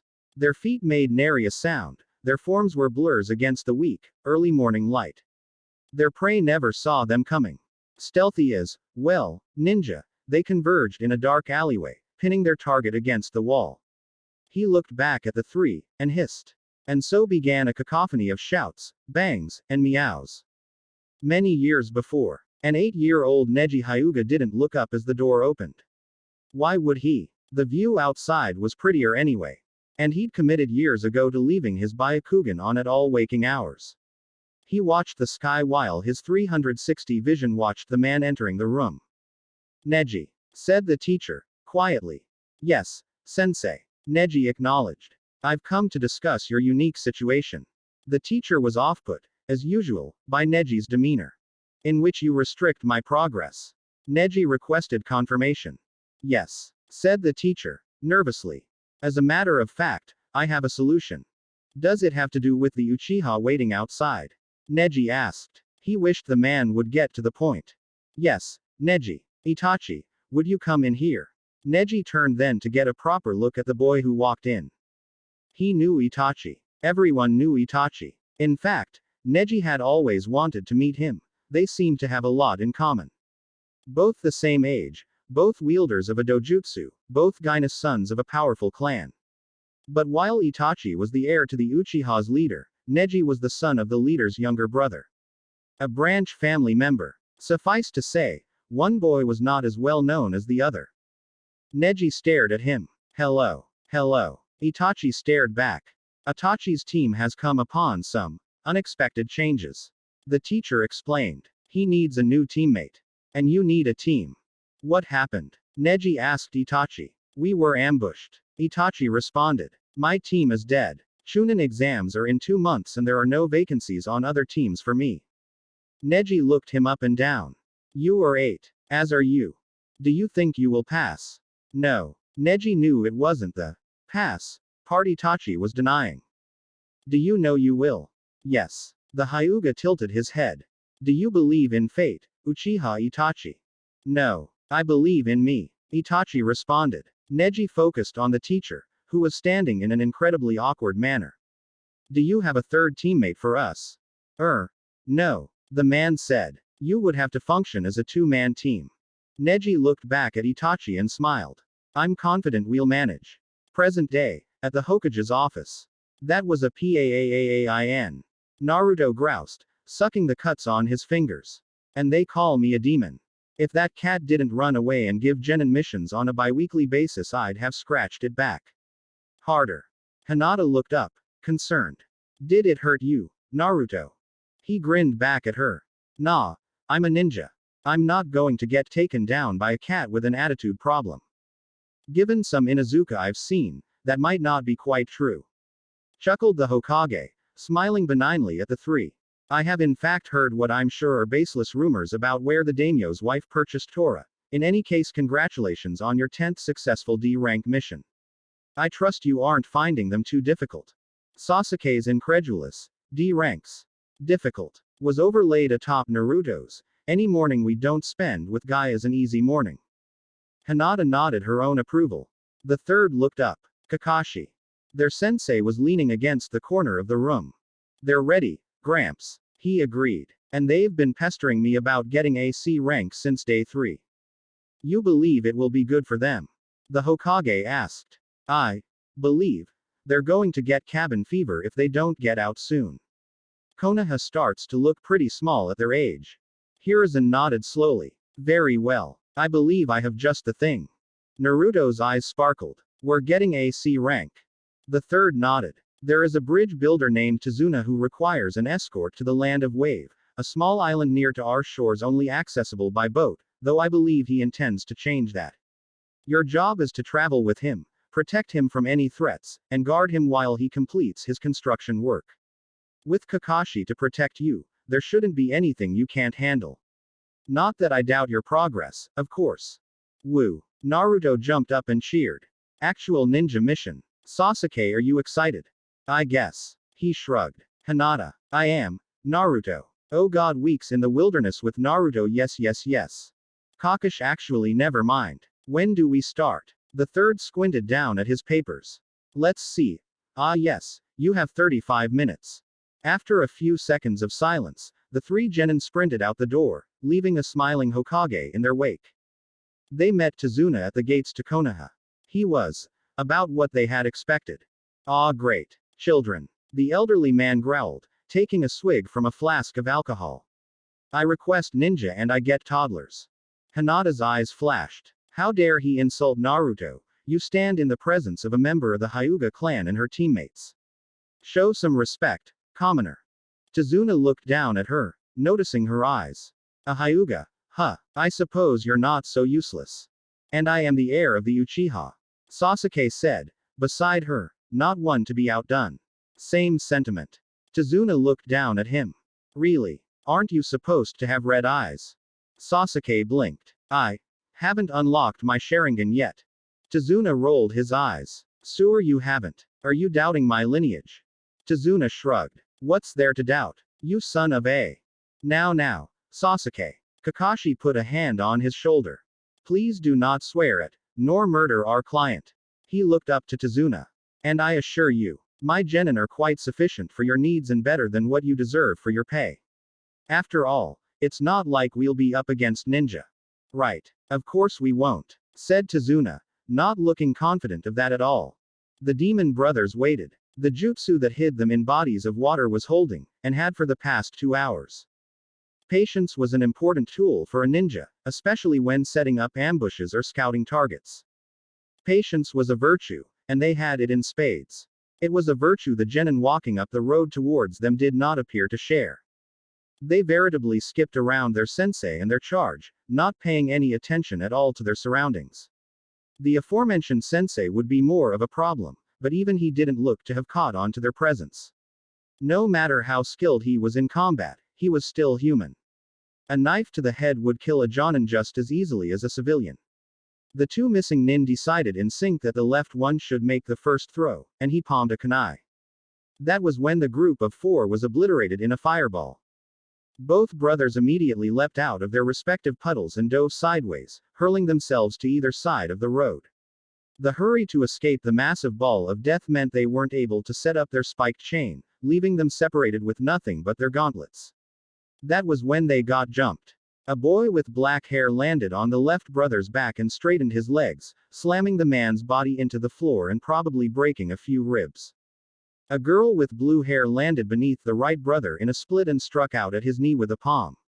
That leg went numb, and the girl straightened as he fell and struck out once towards his temple. He fell unconscious immediately. Yeah, that's fine, said a boy with blonde hair, approaching from further down the road with his sensei and escortee. I'll just use my shadow clones as the diversion again.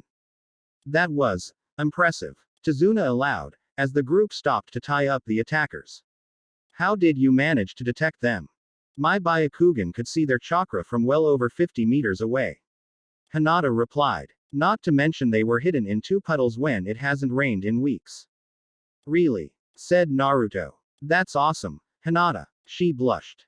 Did you see that great fireball jutsu? Sasuke chipped in. casually. That was the signature technique of the Uchiha clan, right there. Tazuna shrugged. Don't you live in the land of fire? I doubt it's exclusive. You refuse to believe I'm from a great ninja family, don't you? Tazuna. He'd, then shook his head. Alright, that should do it. Kakashi spoke up. He tightened one last rope then straightened, putting his hands together and muttering, Shadow Clone Jutsu. An identical copy appeared next to him and, without preamble, picked up the two hostages. Where did that come from? Tazuna asked, still unused to the concept of ninjutsu. Is it real? What's it doing? It's real enough to go drop these two off back in Leaf and cash the bounties in. Kakashi replied. Hinata looked at him. It will last that long. I gave it half my chakra and it uses that up moving. It'll last about a month if I leave it, but it'll probably dispel soon after getting back. Kakashi explained. It's well programmed enough to do that. Hinata asked. It's not programmed. It thinks. Their sensei replied. It's pretty much a carbon copy of me, but it blows up when you hit it. That sounds useful, which explains why Naruto uses it. Hinata mulled. Teach it to me. Maybe when we get to Wave. Kakashi replied. Now then. He turned on Tazuna, glaring. Care to explain why we just got attacked by two infamous Chunin-level missing nin? The bridge builder paled. What followed was a 10-minute explanation/tirade/pity bait about how some merchant lord was bankrupting his country, and was sufficiently cross about Tazuna's attempts at freedom to send assassins after him. If I can't get this bridge finished, he concluded, we're doomed. We've barely got any hope left. I can die, it doesn't matter. But if this bridge isn't built before. You're repeating yourself. Kakashi supplied. Everything will be horrible and my grandkids will be depressed and my dead family will go unavenged and puppies will be kicked. Which is why I had to lie about how dangerous it could be. I could barely afford you as it is. Tazuna finished. Vengeance is important. Sasuke empathized. Hinata nodded, solemnly. Said Kakashi. Those are very honorable reasons, and I applaud you. But you've dealt with us in good faith and put my genin in danger, so standard procedure says we're going to have to ditch you. What? Kakashi turned. His three students were looking at him with outraged expressions. Am I to understand you disagree? We can't give up because of a challenge. Sasuke growled. This is my first real mission. I won't go home and say it was a failure.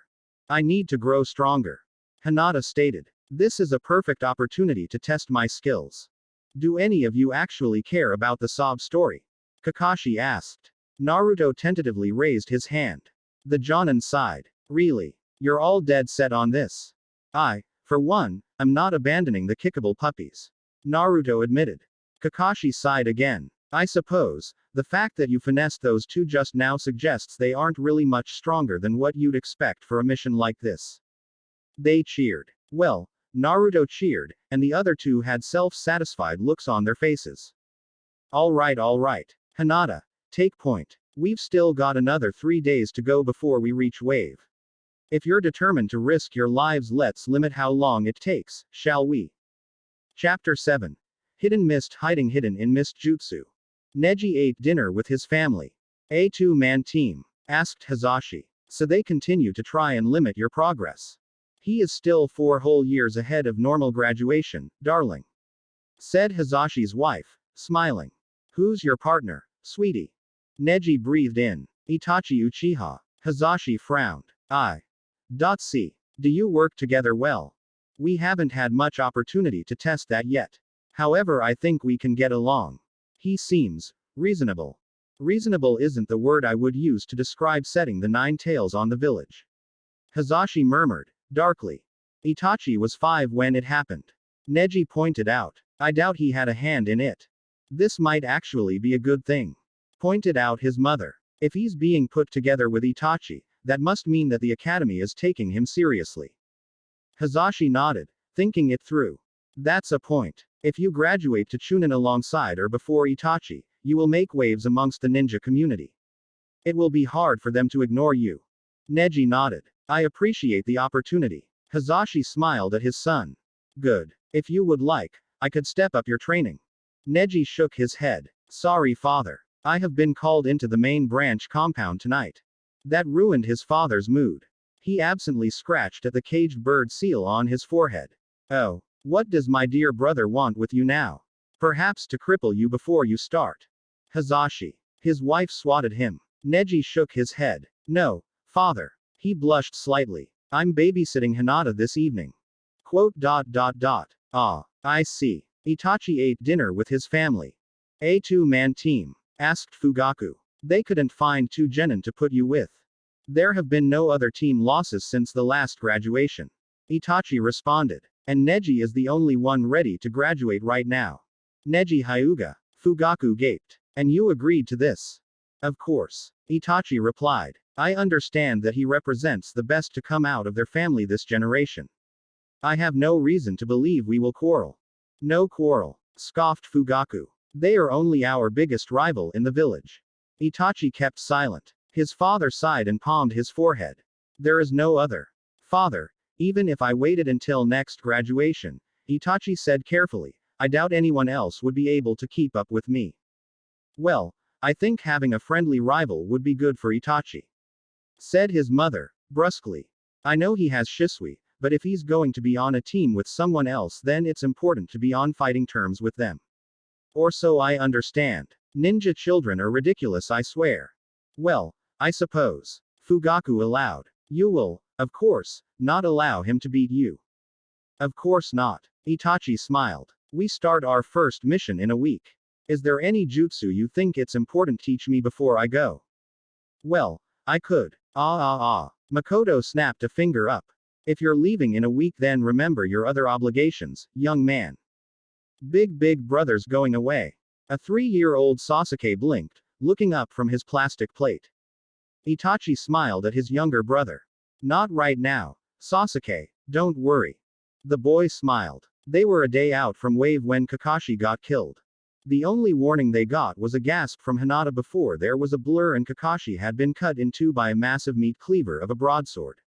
It then turned out that Kakashi was actually a log, and the real Kakashi jumped out launching a kunai at the sword's wielder. Said swordsman took the kunai right in the side of the head, before disintegrating into a pool of water. Then the real swordsman, who none of the genin could even discern features of, he was that fast, came and bisected Kakashi again, only this time Kakashi popped and vanished completely. The swordsman, evidently tired of this game, jumped up to land on the branch of a nearby tree. Mouth covered by bandages, he turned to stare imperiously down at them. The demon of the mist. Said the real Kakashi, probably, appearing beside his students. Momochi Zabuza. Or is it Zabuza Momochi? I can never remember.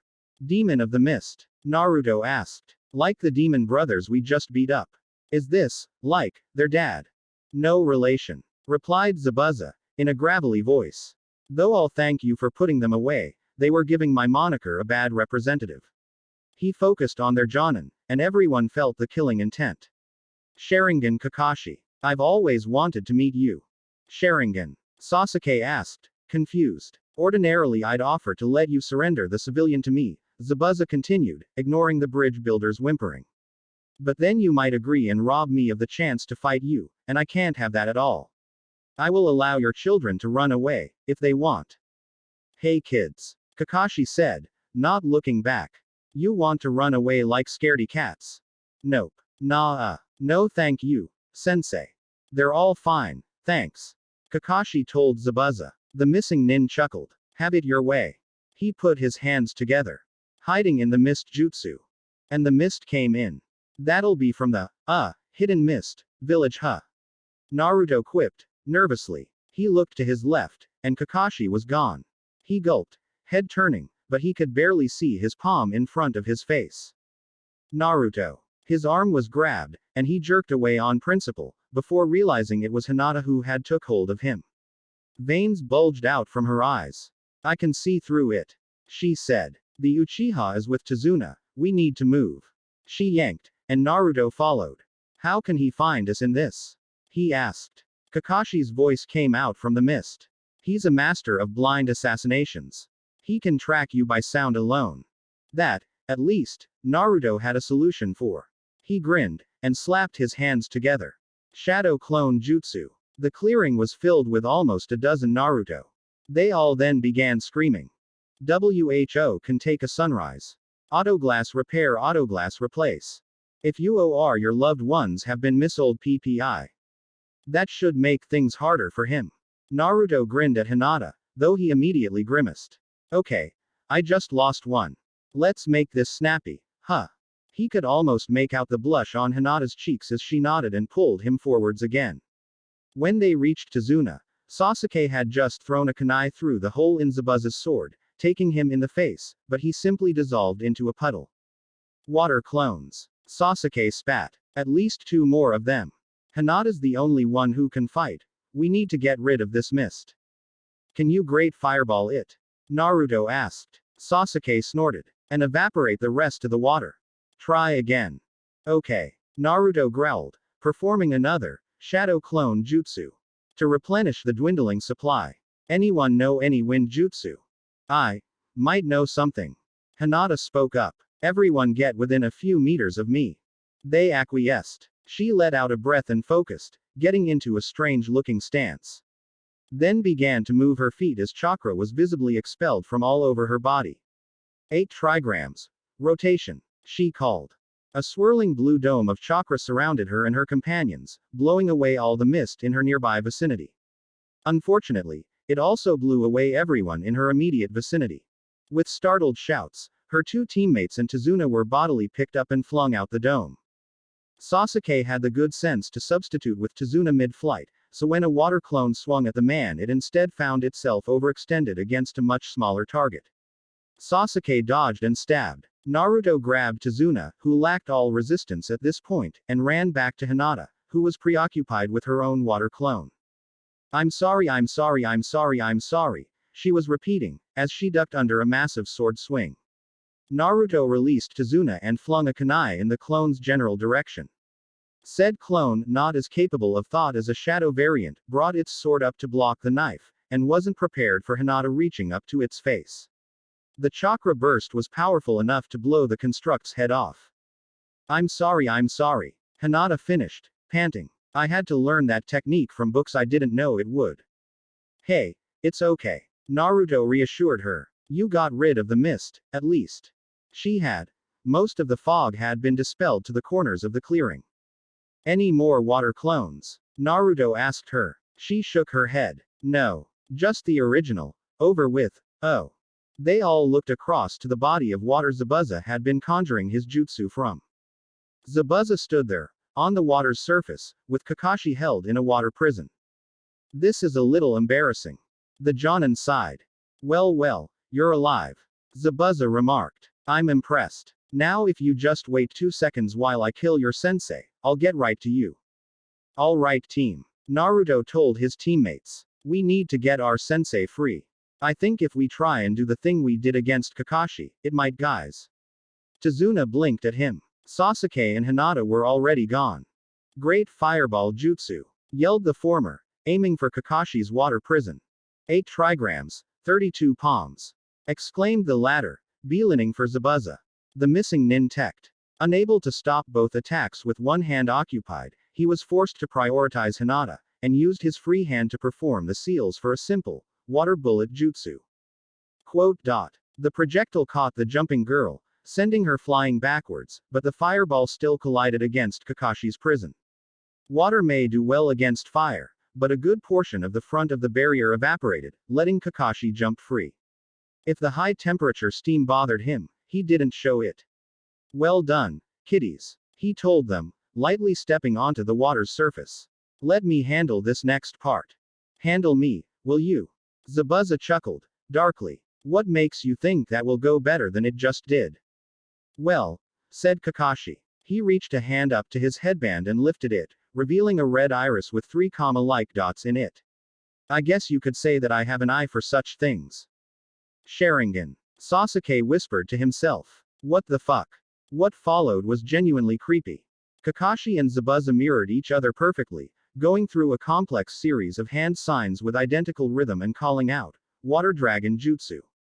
At the exact same time. But Kakashi's dragon rose from the lake first. It smashed through Zabuza's technique and collided with him, snapping the mist ninja up in its jaws and ramming him into a tree on the shore. He sank to his knees. Kakashi was in front of him in an instant, pulling a kunai. Any last words? Asked the copy ninja, lazily. Zabuza coughed. Sure. Tell the. Too slow. Kakashi brought his kunai up. That was when two needles hit Zabuza in the neck. He stiffened, and collapsed. Was that? You? Naruto asked, tentatively. Another ninja dropped down from the tree line. The genin took a step back. Thank you for your assistance, ninja of Konoha. It said, in an effeminate voice. The clothing it wore was unobtrusive, except for its white face mask that obscured all its features. Two braids of hair fell over its shoulders. I was sent by Hidden Mist to retrieve the body of the traitor Zabuza. I trust you understand. We understand, responded Kakashi, evenly. We do, checked a confused Naruto.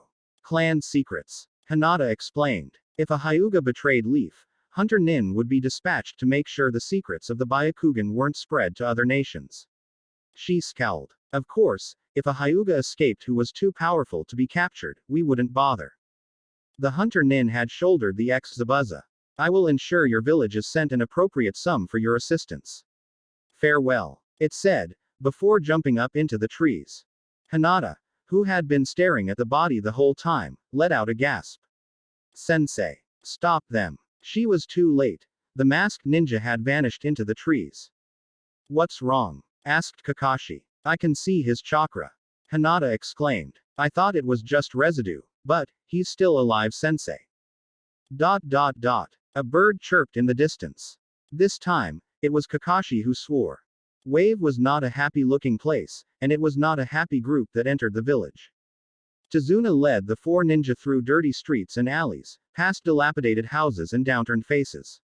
All four of the visitors, not to mention their guide, were soaked from the mist and water techniques.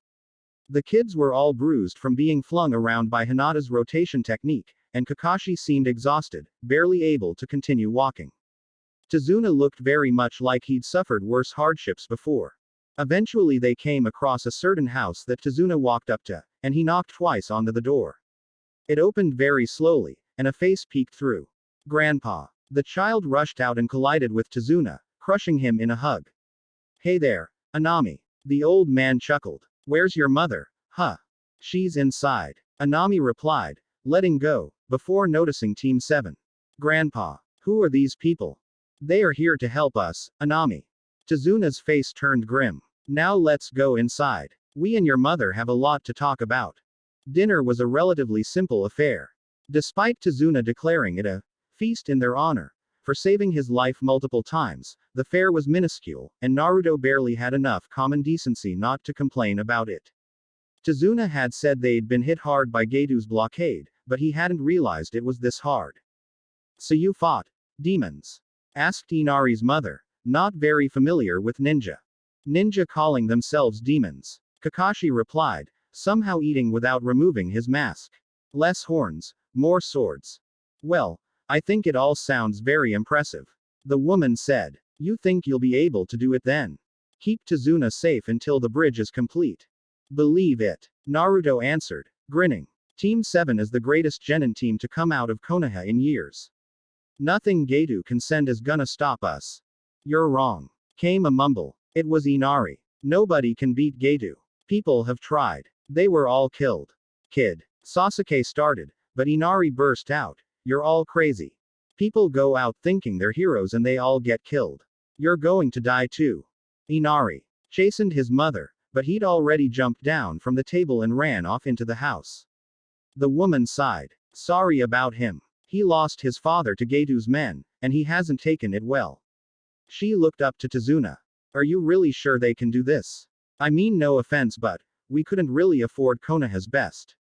The little girl and the teacher are both from massively famous ninja clans. Tazuna explained. I'm confident. Kakashi's not from a famous clan. Sasuke interceded. I am. Really? Said Tazuna. Because it seems to me like he has the Sharingan and you don't.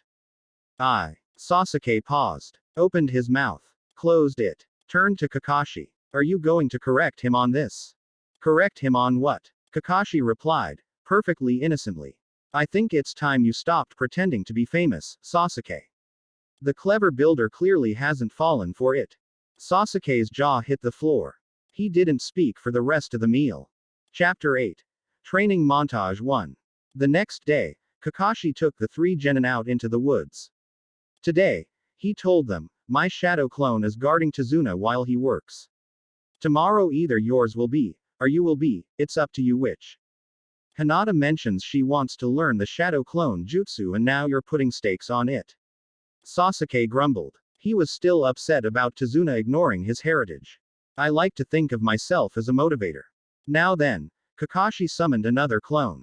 This new friend is going to take you and Hinata through the theory of the technique. Naruto, as you've already aced it, you're coming with me. He then walked off into the woods. Naruto shrugged, waved half-heartedly to his teammates, and followed. Kakashi stopped when he reached a fast-running river, sitting on a rock and looking back at his 3rd genin. So, now we're alone. Why are you upset? Naruto blinked. Upset? Why would I be upset? Kakashi's visible eye rolled. Kid, you've been alone your whole childhood until maybe Sasuke at the start of the ninja academy. You're always upset. Of course you're really good at hiding it, but ever since we started this trip something's been getting you down. Spill. Naruto shuffled. He was not used to being read that easily. Mulling the problem over in his head, he tried to think of the best way to explain it, before eventually blurting out, am I useless?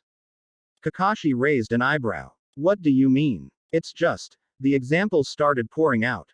Against the demon brothers I did pretty much nothing. Against Zabuza I did even less. They always thrash me when we're sparring. I still haven't got the hang of tree walking, Naruto inhaled. It just doesn't really feel like I'm doing much for the team, sensei. Kakashi looked at him for a long moment. What weight level are you on? He asked. Huh. Naruto replied. On your seal. Kakashi explained. Which resistance level are you using? Oh, 3. Naruto said, nonplussed. I couldn't really feel one. I moved up to this about a week ago. Kakashi sighed. Naruto. Sasuke's on level 2. Hinata only just moved up to level 2 before we left. So, said Naruto, stubbornly, doesn't mean I can actually do anything. Kakashi thought about how to explain it. Have you ever played any video games? Sometimes. Naruto hedged. You know how in teams everyone has different roles they have to fill to have the best effectiveness. Yeah. Naruto was thinking about it. Well, ninja teams often work in the same way. Take the legendary Sannin. Didn't they break up and now one's a terrorist? Yes, but before that, they were amazing. Kakashi waved a hand for emphasis. Here's how they worked in a standard engagement. Tsunade was up front. She was the physical powerhouse, high durability, high physical damage. Jiraiya was up behind her, and he was the ninjutsu guy. Fire and earth were his specialty. He could control the terrain to make things easier for Tsunade, and blow anyone he got a bead on to pieces. Then there was Orochimaru in the back, making use of long-range ninjutsu, genjutsu, or pure trickery to keep enemies still for the others to take out and bailing his teammates when things got tough. Naruto sat down and narrowed his eyes. Hinata as Tsunade. Sasuke as Orochimaru. So I'm Jiraiya. Kakashi beamed under his mask. Good, but not quite. There are parallels between your team and the Sannin, but you aren't identical. Hinata is far less durable than Tsunade, for example. She's more suited as a striker, moving in fast and eliminating targets that are in the enemy backlines setting up big jutsu. So where does that leave me? Naruto asked. Kakashi noted the hope in his voice. Well, let's think about it. Nothing is set in stone. Of course, your body still needs to fully mature. Right now though you're not the most agile of fighters, and your chakra control isn't fine enough for genjutsu. But, he raised his voice as Naruto started to look sad again. You're incredibly strong and durable for your age, and your chakra supplies are frankly ridiculous. Quote. How ridiculous? Naruto asked, hesitantly. One of the things I'm teaching your teammates is that when you form shadow clones, your chakra is split evenly between you and the clones you create. But your body needs a minimum level to keep functioning. Kakashi answered. Naruto, when you fought Mizuki, you reportedly created several hundred shadow clones. I'm not sure how much of that was the demon fox, but if I was left with 1/100th of my current chakra, I'd probably collapse. Sasuke or Hinata would die. Oh. Naruto looked down at himself with a little concern. Wait, How come I can't just spam some super op jutsu then? Because, like I said, your chakra control sucks right now. Kakashi deadpanned. Any technique you use costs over double what it really should, and you don't have the subtlety for the more complex techniques, like the water dragon I used on Zabuza. The shadow clone jutsu was a godsend for you, it splits your chakra rather than spends it. But, we can work on that. In the future, you might end up as a hybrid taijutsu ninjutsu tank. Augmenting your physical attacks with powerful jutsu and a whole lot of shadow clones, a big credible threat to do most of the damage while Hinata and Sasuke shut down the things about to pull the moves on you. You make it sound like I'd be the backbone of the team. Naruto murdered. That's exactly what you'd be, Naruto. Kakashi replied. He took a moment to savor the awe on the boy's face. Of course, that would mean a lot of responsibility. Naruto nodded. Seriously. I'd never want to let down my teammates. In which case, we'd better get you in fighting shape. Kakashi replied, hopping off his rock. Can't have you being useless, after all. Right. Naruto agreed with a smile. A genuine smile. What do I do, Kakashi-sensei? First, make 5 or so shadow clones. Kakashi instructed. Naruto nodded, and made 6. Excellent. Kakashi looked at the clones and pointed at the river. You lot. Practice water walking. What? Asked Naruto, dumbfounded. You get their memories when they pop. Kakashi explained. Congrats, you get to learn water walking 6 times as fast without lifting a finger. Huh. Naruto responded. Now the real you can follow me. We're going to see which element you have an affinity for. That evening, Naruto walked in looking thoroughly exhausted. When asked, he just said that Kakashi had been working him super hard, and as he seemed to be in a much better mood than he had that morning, they didn't push it. The next day, Naruto petitioned Kakashi to let him work alone, and the sensei agreed. Both of his teammates had managed to summon one shadow clone to follow Tazuna to work on the bridge, and Kakashi worked with them to see if they could manage another 2 at once. Splitting your chakra more than into 4, the sensei said, was far too dangerous for any non-Naruto genin. Naruto created 11, just to watch the horror on their faces now they understood the jutsu's actual requirements. 1 went to the bridge, 6 went to continue water walking, and 4 went with him to continue working on his jutsu. After watching him try out a few E-rank nature transformation techniques, Kakashi concluded that Naruto's primary affinity was for air, very rare in the land of fire.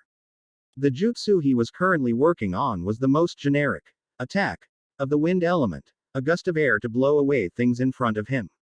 It was tiring as hell, but yesterday's progress with water walking had actually helped his chakra control a little. The technique was getting easier. He slapped his palms together and prepared to mess up another section of forest. Wind style, great air. Stop. Naruto stopped. Don't fire your ninja magic that direction, there are some herbs I need and I can't have you tearing them up at the roots. Naruto turned to the left. Stood there, holding a hand out towards him in warning, was a very attractive girl. She had long black hair, a pink kimono, and big brown eyes that were currently narrowed at him very angrily. Naruto said, eloquently. The girl seemed to relax slightly. Sorry. But my master's really hurt, and I need these to help him. She walked up and in front of him, and started picking some of the pieces of grass that, to Naruto, looked a lot like the rest of the grass. With nothing better to do, Naruto knelt down beside her. Your master, huh, sounds like you care a lot about him. I do, she replied, with certainty. He's my world. That's pretty big, Naruto acknowledged. She looked across at him. You don't have anyone like that. He shrugged. I have loads of people I care about. You know when you look at someone you've been around for a while and you're like, yep, I would definitely fight to keep you safe. The girl giggled. I know the feeling, yes. Well, I've got lots of people like that. My teammates for one, my sensei for another. I don't think I could say one is more important than the others, though. The girl blinked. But what happens if you have to choose one over another? Only one person can be the most important. There's only one king on a shogi board. Naruto tilted his head at her. That's not how it works, though. It isn't. No. Your master, do you just, how do I put this, just care about him more than everyone else? What? Like if you cared about enough people a little, it could add up to one of him. No. The girl replied, sounding almost offended. You can't put a number on how much I care about him. Numbers don't describe it properly. Exactly. Naruto snapped his fingers. That's what it's like for me. You can't put a number on the people I'll protect, so you can't compare them to each other. They're all just there. At the top. The girl was looking at him almost in awe. How do you do it? How? How do you have so much to give? Naruto shrugged. I didn't used to have anyone. But recently I've found out that really, the more you give, the more you have. The mood was somber for a moment, before his eyes brightened. Look, I'll show you. What's your name? Haku. The girl replied. Well, Haku, said Naruto, extending a hand. Hi, I'm Naruto. Would you like to be my friend? Yes, Naruto. Haku replied, taking the hand and smiling. I'd like that very much. When Naruto came back, talking about a nice girl he'd made friends with in the woods, Hinata's expression grew very dark very quickly, and she didn't say a word the whole evening. The next day, Hinata asked to be allowed to train on her own in the forest, as she had mastered the shadow clone jutsu as much as her chakra reserves would allow. Kakashi acquiesced, which was what led to her sprinting through the treetops with her Byakugan activated. It took her over an hour of searching to find her objective, at which point she shed momentum and altitude. When she came upon the target, she was walking along the grassy floor. Hi, she called out, in a very cheery voice. Haku, right. Her target blinked, looking up at her. Yes. Oh, you must be one of Naruto's friends, right? Hinata nodded, smiling. Yes. He talked about you all yesterday evening, I just had to come meet you. Really? Said Haku. Hinata's Byakugan picked out the blush that formed. I didn't know I had such an effect on him. Oh, you had quite the effect all right. Hinata replied. Her voice dropped a few tones. I dare say he hasn't the foggiest who you really are. Haku's head tilted. I'm curious. Hinata asked, shifting her weight slightly and letting her Byakugan roam all over her target. A self-proclaimed apothecary assistant might have need of a pouch filled to the brim with Senbon needles. But I'm not sure why one would need such an advanced chakra system. Her eyes narrowed. Or have a face identical to the one a missing nin wore behind their mask 3 days ago. Haku giggled nervously. I'm sure I don't know what. The Senbon were out of her pocket and flying before Hinata could react.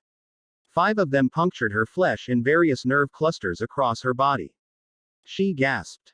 And exploded into smoke. Haku's eyes widened as the real Hinata jumped out of the nearby forest, a gentle fist aimed straight at her opponent's forehead. The missing nin was barely able to move out of the way, jumping off through the clearing and hurling another handful of Senbon. Hinata tracked them with her Byakugan and batted them from the air easily, giving chase. Haku grimaced, hands forming seals in front of her. Air cutter jutsu. Hinata saw the sharpened wind coming towards her, and judged that getting behind a tree wouldn't save her, so she threw herself sideways. She felt the air slice off a lock of her hair. She rolled and got back to her feet. But Haku was fast. The missing nin was already reaching the edge of Hinata's Byakugan range and she doubted she'd be able to catch up, even if she turned off the training seal. Grinding her teeth, she watched her target escape. We have a problem, Hinata remarked, walking back into the clearing with the rest of her team. Haku is the ninja in the mask, Zabuza's compatriot. That means they're definitely still here, and they're definitely coming back to finish their job. Oh, fuck. Sasuke remarked. Oh, and Naruto. Hinata turned to the blonde with a victorious smile. Did you know that the Byakugan can see through clothes? I just thought I'd warn you. Haku is a boy. The trees rustled in the distance. Quote. What? Chapter 9. We'll burn that bridge when we get to it. 10 years ago. While Neji was gazing into the fire, he also saw Itachi sit up in his tent with a strangled gasp. The Uchiha's eyes were wide for a moment before he carefully controlled his expression, and got out of his sleeping role. He walked up to Neji and sat down next to him, poking at the fire and casually asking, how goes the watch? Nothing as of yet. Neji replied simply. The pair were escorting a fire noble on a trip up to Wind Country. The man had been understandably concerned about leaving protection of himself and his retinue to 2 children, but had been placated somewhat by a demonstration of the pair's dojutsu. Good. Itachi replied, simply, joining Neji in staring into the fire. Neji wondered what he saw there. They had been a team for 2 weeks now, and hadn't said more than a few sentences to each other. Both were perfectly comfortable with it, but there was still an undercurrent of antagonism there Neji wanted rid of. Did you have a nightmare? He asked. Itachi gave him a sharp look. I assure you I will be fully prepared if we are attacked. I don't doubt your ability will be unaffected. Neji appeased. But that isn't what I asked. There was a long silence. The war. Itachi eventually said. Neji quickly understood. You fought in it. Not officially, but I witnessed the aftermaths of several battles. One time I saw a struggling ninja, begging for water, so I went down and helped him. Itachi stared back into the fires. He attacked me the moment he opened his eyes. It was my first kill. I was 4. I didn't fully understand what I'd done for a week. And that was the nightmare. Itachi nodded. Can I tell you something? I hate violence. A pacifist ninja. Neji tried to keep the disbelief out of his voice. So you fight for peace. Counterproductive, I know. A smile pulled at the corner of Itachi's mouth. I want to make the world a better place. Being a ninja wasn't my first choice, but I'm just so good at it. So like me, you had little choice. Neji mused. I always felt I was fated to be a ninja. You really believe in fate, don't you? What will you do when fate turns against you? You can't fight fate. I thought fighting was the thing us ninja are good at. Itachi pointed out. Neji looked across at him in surprise. If fate can be changed, what's the point in it at all? Exactly. Itachi pointed out. Quote. I can see we're going to have a lot of interesting conversations. Neji stood up and stretched his neck. I wasn't going to wake you, but there is a contingent of ninja moving up on our location. I noticed. Itachi admitted, getting to his feet as well. I was about to excuse myself and go after them. Want to take them out together? Neji asked. Itachi nodded, smiling. Yes, I'd like that. Present day, 5 days after reaching wave. You finish tomorrow? Kakashi asked. Tazuna nodded. The main body of the bridge is practically done. We lift one last piece into place, lash a few things together, and we're sorted. Well, perfect. Kakashi sighed. Tazuna, I strongly recommend you and your men take the day off tomorrow. What? Impossible. The old man exclaimed. They are going to attack. Kakashi replied, evenly. We're lucky Zabuza took as long to recover as he has. Tomorrow they are going to come to the bridge, and we are going to go to the bridge, and we are going to be killing each other. I would strongly advise that you not get in the middle of that. Tazuna sighed. I'm afraid that's not possible, Master Ninja. These people know the bridge is almost finished. It doesn't matter if I go in tomorrow and die, but it will crush them if I give up this close. Why? Everyone's eyes turned to Inari. He had been avoiding them at dinners so far, taking his plate up to his room and eating alone. Tonight, however, he couldn't seem to bring himself to go. Why put your life on the line like that? Tazuna sighed. Sonny, I have to. No you don't. Inari cried out. I don't want you to die, Grandpa. You lost your father, right? Hinata asked. Inari looked across at her. He nodded. Me too, Hinata said. Inari's eyes widened. He didn't get to choose his death. She continued. He didn't get to lay his life on the line for a cause he believed in. He was murdered in his own home. Maybe he died defending his family, my mother. I don't know. Which is good, because if he'd sacrificed his life for nothing I'd have felt the same way you feel. Inari's eyes were wide. Fortunately, that isn't the case. Your father died defending something he believed in. That is honorable. You are upset that your father died, and I can empathize with that. So are you going to whinge about the concept of heroism, or are you going to do something about it? There was a pause as everyone stared at the normally quiet girl. Well, talk no jutsu aside. Kakashi spoke. I've had an idea. It was a strange procession that walked through wave the next morning. Tazuna at the head, with Kakashi at his left hand. The pair were flanked by Team 7. 2 lots of Team 7, actually. 2 Sasuke on the left, 2 Naruto on the right, and 2 Hinata behind. Shadow clones were really useful for showing off. They had significantly more presence now than when they had arrived, and the people in the surrounding houses took notice, whispering to each other about the bridge builder and his ninja procession. Work began. There was relatively little left to do, and the work was simple. Tazuna had been alone for the last 2 days, and he worked in silence on the simpler tasks as Team 7 arrayed themselves around the bridge. His eyes were shifty, looking around for the attack to come. Fortunately, when it did, it made little effort to be stealthy. A wave of mist rose from the water's surface, swamping the bridge. Naruto. Kakashi addressed the blonde, who nodded. He and his shadow clone clapped their hands together. Wind style. Buffeting wind jutsu. A doubled-up gust caught the clouds of mist and blew them backwards, clearing them to the sides of the bridge. It left 3 figures on the bridge instead of 1. Zabuza held his sword to a stoic Tazuna's throat. Haku, mask in place, stood to the side, looking away. Well, I can't say I didn't expect more. Zabuza said, addressing them across the bridge. But I have a paycheck to earn. He drew the sword right. It passed straight through Tazuna's throat, blood flying from the wound.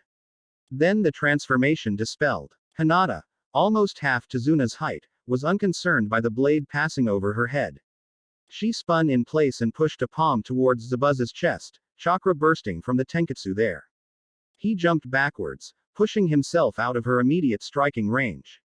Then Hinata flicked a tag out of her sleeve and made a hand sign. The explosive seal detonated. The shadow clone, for that's what Hinata had been the whole time, popped, and Zabuza was well within range of the explosion. Team 7's vision whited out for a moment, but when it returned they saw something that shouldn't be there. A wall of ice across the bridge. That's not a water jutsu. Naruto stated the obvious. It was Haku. Hinata muttered. That wasn't a wind jutsu either. Naruto added. Bloodline limit. Sasuke growled. The ice wall melted, and Zabuza used the melt to form a trio of water clones. Team 7 put their hands together, declaring, null, and deactivating their training seals, freeing up their movements. The battle began in earnest. Haku was significantly more threatening than Sasuke's teammates were. He preferred long range, obviously. Those Senbon were a pain.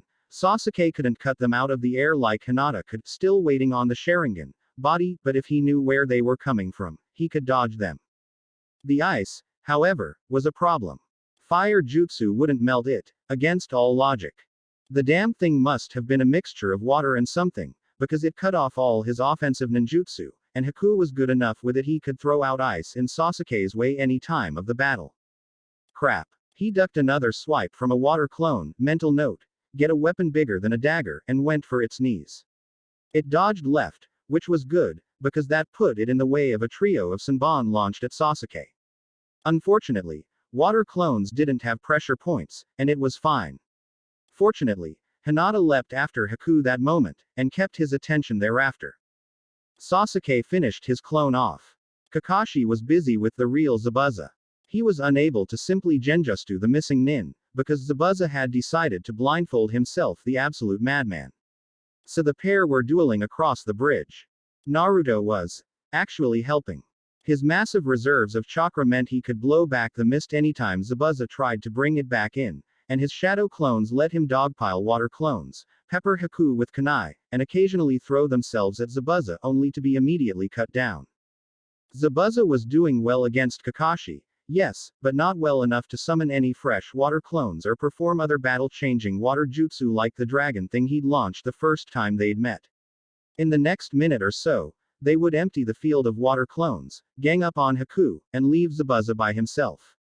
Itachi had told him not to count his chickens before they hatched, but it looked like they were only 3 moves from checkmate. Which was exactly when it all went wrong. Naturally, it started with Naruto's voice. Sasuke. Incami. Demonic Ice Mirrors Jutsu.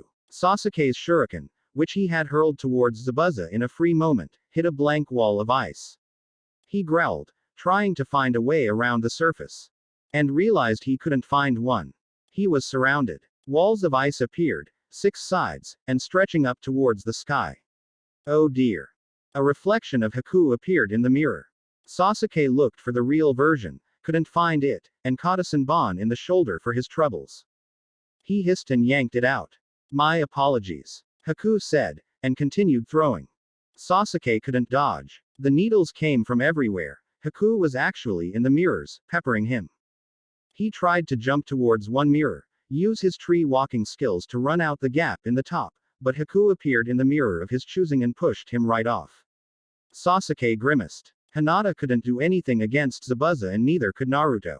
If Haku killed him in here then went to join his master, then even if he couldn't use the jutsu twice, and he probably could, victory would be in their grasp. Fortunately, Sasuke's solution arrived. Hey haircut. Here's a get out of jail free card. Sasuke grinned, and saluted mockingly to Haku. See you on the outside. He felt the pull of Naruto's substitution jutsu and consented, appearing beyond the ice walls. What kind of prison has gaps in the walls? He shouted back at the mirrors, giving the Naruto shadow clone on the inside a thumbs up. The blonde shot it back, grinning. Then he took a senbon in the shoulder. He grimaced, and tried to track Haku, and took another couple needles. Sasuke rolled his eyes. Just dispel, he told the clone. The clone grimaced. Yeah. About that. What? Naruto scratched the back of his head. I may have forgotten I'm not a clone. Sasuke gaped. Across the bridge, Zabuza laughed. Naruto took another senbon in his side and turned to point a finger at Haku. Oi. Sasuke sucked in a breath. Naruto, you absolute fucking idiot. Naruto winced at his teammate's voice and pointed at the nearest image of Haku on the prison's wall. And you? Why didn't you tell me? Haku sighed. I'm sorry, Naruto. But what did you expect? For me to tell you I was working with your enemy? Naruto blinked. No, not that. You have a penis. You couldn't have warned me. What? Haku tilted his head. Oh, right. You thought. I mean, I've been told I look girlish before, but I didn't think. You were wearing a pink kimono, Haku. Pink kimono. Haku sighed. Can we just get back to the fighting, please? He threw another handful of needles. Naruto dived out of the way, only to get hit in the side by another two from a different mirror. He grimaced. Shadow Claw. A needle caught him in the fingers, breaking his concentration. Just don't. Please. Haku's face couldn't be seen from behind his mask, but his voice was begging. Let me put you out. Zabuza says he will let me spare you if it doesn't get in the way of the mission. Take that mask off. Naruto snarled. He felt anger building in his stomach. We all know who you are. Don't you dare do this without showing your face. I won't. Haku replied, voice breaking. It makes this easier. But it doesn't make it right. Naruto shot back. If you can't do this without hiding behind a mask, you shouldn't be doing it at all. Haku's breath hitched, and he threw another brace of needles. I'm sorry. He repeated. I can't be like you, Naruto. If I get attached to you, and your friends and your sensei, and everyone else, what do I do if they disagree? What do I do if they want different things from me? Decide. Naruto yelled back. He fell to his knees, the last few needles had cut out feeling to his legs. Do what you think is right. He continued. Be your own damn person. Haku shook his head. I can't live like that. Good night, Naruto. He pulled out one more senbon. Naruto growled, audibly. He could feel rage building inside of himself, as well as what he could swear was someone chuckling. He remembered the forest, with Mitsuki. He remembered what had got him out of that situation. Hey Kyubi, he thought. If you feel like letting out some demonic power, now is the time. He didn't hear a response. Haku flung his senbon, and it flew right at Naruto's forehead. Then everything went dark. Outside the mirrors, everything was going horribly. Zabuza had used the distraction caused by Haku's ice mirrors to hit Kakashi with a water bullet, then summoned a new brace of water clones. Those did have a permanent cost, unlike shadow clones, but Zabuza didn't look to be tiring. If anything, his pace had increased, knowing victory was so close. He was monologuing to Kakashi about something. Sasuke didn't know what. He was a little busy. Can't you, gentle fist, them? He called across to Hinata, who was similarly occupied with another damn water clone. I can't hit the pressure point on a sword. The exasperated girl called back. She had actually pulled a kunai for close quarters combat, something he'd never before seen from her. We need Naruto out here. Can you make another shadow clone to substitute with him?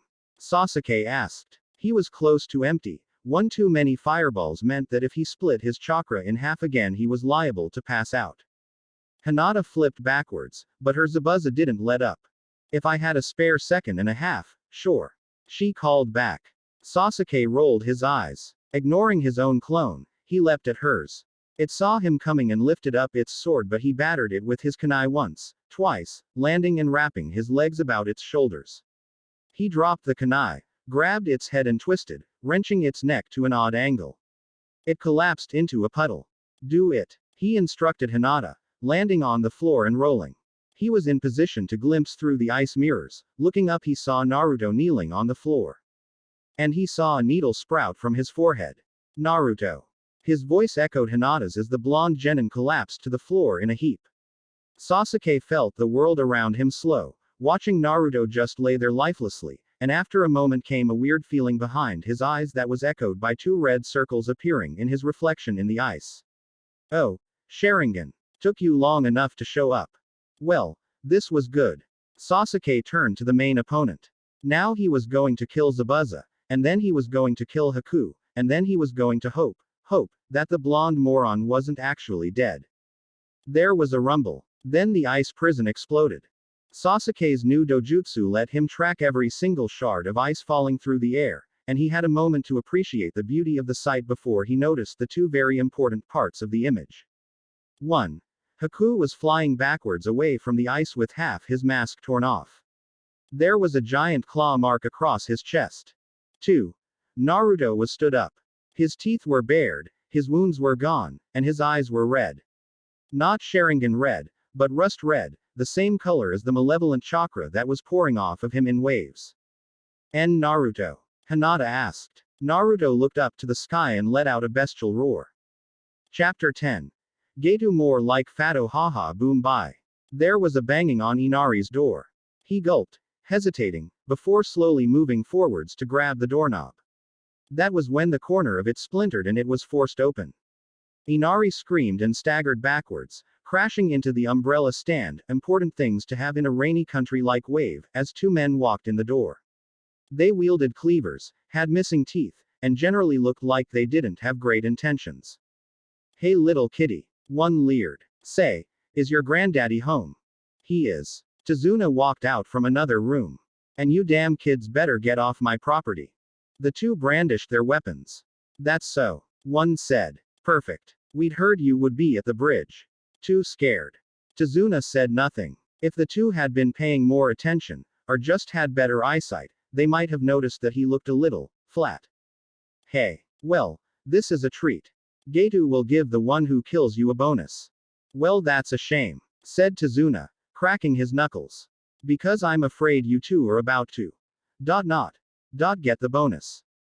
They blinked at him. He sighed. "Sorry. One-liners are hard." Then he blurred to life. He grabbed the first one's arm and brought his elbow down on it, making the cleaver drop from nerveless fingers. Then he jabbed him in the face and put a knee into his stomach. The second thug was faster, swinging his weapon towards Tazuna, who ducked it and backed up across the hallway. "Nobody told me you could fight," he snarled. "Oh, whatever. Say goodnight, you wrinkly old son of a ow." Inari swung the umbrella again, buckling the thug's legs at the knee. He spun round and grabbed the umbrella, glaring at the boy, in time for Tazuna to wind up and put a kick right between his legs. He stiffened and collapsed. Tazuna poofed into Naruto, who dusted off his hands. "Wow, that was way less difficult than Zabuza. I got the easy job." "So your plan," said the real Tazuna, walking in from the kitchen now the coast was clear, "was to have a copy of a ninja pretending to be me go to the bridge, but also have a copy of a ninja pretending to be me waiting at home in case they came here. Do you always do things this complicated?" Naruto snorted. "We're ninja. This plan was basic." "Oh yeah, great job Inari. You're a real hero." Inari shook his head. "Not yet. This means Getu's also hiring petty thugs. Even if his ninja fail, he might just storm the town. We need to rally the people." "Are you sure?" Tazuna asked. "That's a mighty different attitude to what you had yesterday."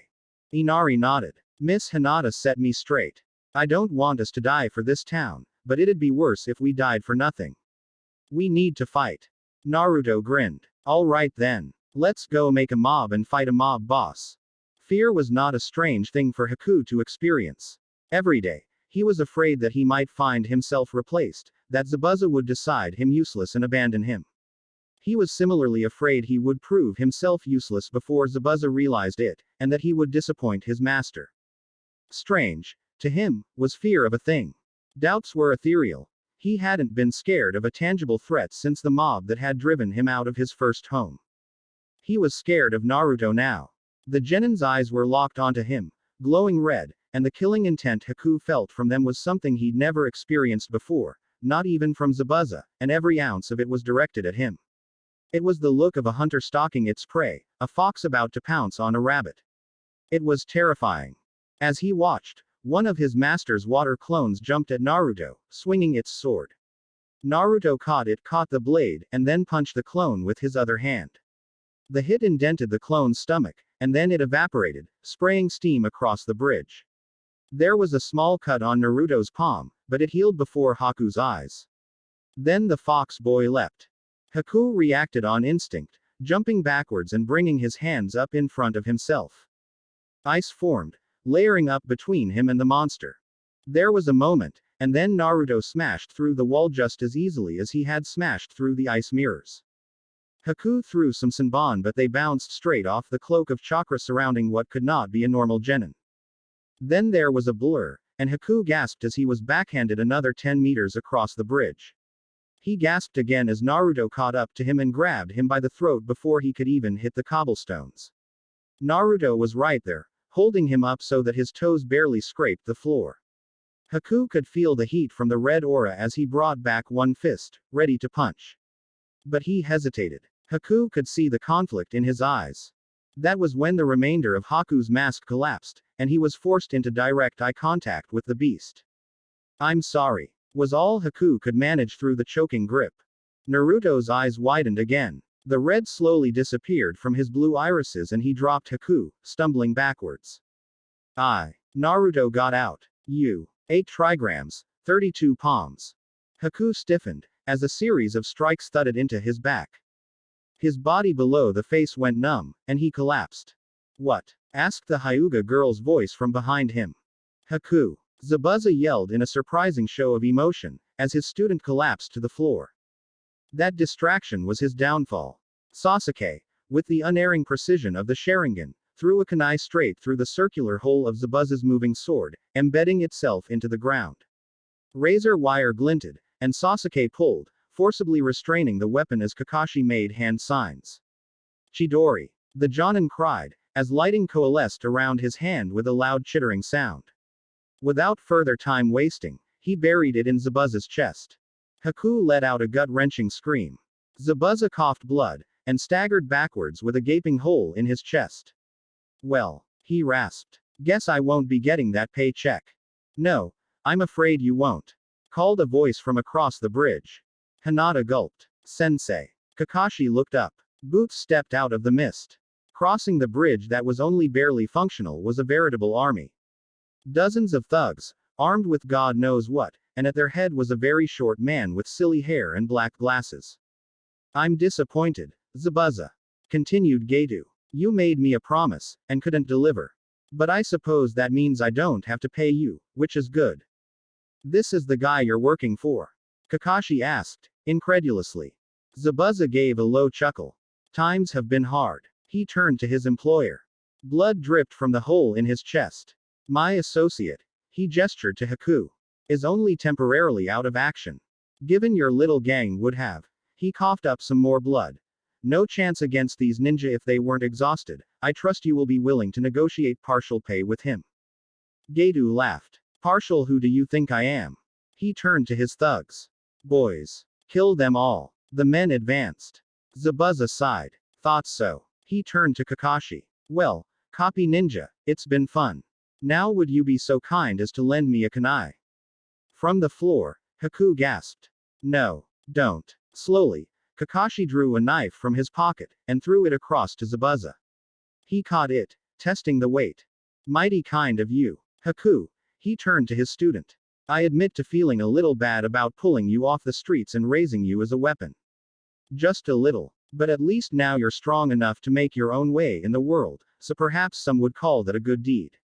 Haku was teary-eyed. Zabuza turned to Getu's men, balancing the knife on one finger. Anyway, I'm dying, and these leaf ninja are too damn soft to kill you, so I'm sure you'll be fine. Good luck. I've got a contract that needs paying, and as this spineless bastard is too shrewd to use money. He gripped the kunai. I'll have to take his blood. Then Zabuza moved. Kakashi watched, impassively, as the missing nin charged the mob. On death's door he may have been, but Zabuza moved like a man possessed, cutting left and right with reckless abandon. The terrified men swung weapons at him, burying knives and swords into his back. He killed them and kept going. In his last moments, Zabuza earned the title, Demon of the Mist. His rampage culminated when he finally reached Getu. Grinning at the screaming businessman, he drove his kunai into his stomach and brought it up, gutting him where he stood. Then, with a final grunt, Zabuza collapsed. For a moment, all that could be heard were Haku's sobs. Then Getu's men started grumbling. Well damn. The boss is dead. There goes our payday. I'm not going away empty-handed. I vote we take our money out of the town. Hell yeah. They're bound to have something if the boss was spending so much crushing them. Kakashi rolled his eye and got into stance. Looks like we aren't done yet, kids. His genin got ready. Hinata as impassive as ever. Sasuke tired but prepared. Naruto completely out of sorts but physically the most ready of them all. This wasn't going to be pretty. It was a shame. Kakashi had hoped his students wouldn't have to kill for a while yet, but he didn't see a way to stop a good 100 fighters without getting his hands dirty. That was, until he heard the shouting from behind him. There they are. They're still holding the bridge. The ninja are with us. Come on. Let's give them a hand. Team 7 turned. The Naruto shadow clone they had left behind was running towards them alongside Tazuna and Inari. Behind them was what looked like the whole damn town of Wave. Hey guys. Called the Naruto clone. Sorry I took so long. Got a bit excited starting a mob and, whoa. What happened to me? Naruto gave his clone half a wave. Getu's mob took a collective step back as Wave's people formed a wall between them and the town. Everything hung in the balance. That was when Kakashi put his hands together. Your employer is dead, he told the hostile mob. There is nothing else in this fight for you except combat with ninja of the leaf, and the resistance of the land of Wave. Leave. Now. When they didn't immediately turn around, he started making hand seals.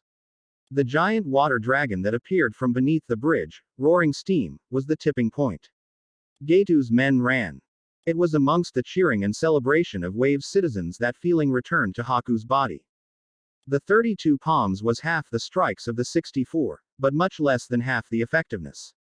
It took only minutes before Haku's pained chakra network was up and running again. He was able to stagger to his feet. Nobody paid him any mind as he walked past the laughing, smiling townsfolk. None except the Hyuga girl, Hinata, but Naruto held her back. Haku wondered if her eyes could spot the hole in his heart. He approached their Jonin sensei. Naruto had said his name was Kakashi. He looked down at Haku. Haku knelt before him. Ninja of Konoha, he said, numbly. Congratulations on your victory. Would you do me the service of killing me? Kakashi stared, impassively. Then, hell no. It wasn't the copy ninja who had spoken. Haku looked up and to the side. Naruto was stalking up, angrily. My apologies, Naruto. Haku said, sincerely. I understand if you would rather claim my. Okay. Stop that. Naruto held up a hand. He knelt down so he was on Haku's level. What? Do you think I stopped the Nine Tails from killing you for no reason? Haku didn't know what to say. Naruto pointed a finger in his face. Stop feeling sorry for yourself. Stop acting like you don't have a soul. Start taking some fucking responsibility for your actions. Kakashi looked across at Hinata. Did Naruto just? I think he did. Your master is dead. Naruto continued. That's sad. I get that. But you have to move on. Decide for yourself what to do, who to care about, and decide for yourself what to do once you've screwed it up. But Haku cut himself off. I don't know how, he said, simply. Naruto put a hand on his shoulder. Then I'll help, he replied, with a smile. I like to think I'm pretty good at doing the right thing. Just no trying to get yourself killed again, okay? Despite everything, Haku managed to smile. Okay. He stuck out his hand. Friends. Naruto grinned, and shook it. Friends. Quote. And that, Kakashi added, is how to successfully capture and repurpose an enemy asset. Good job, Naruto. I'd commend your devious charisma if I didn't know you actually meant everything you just said.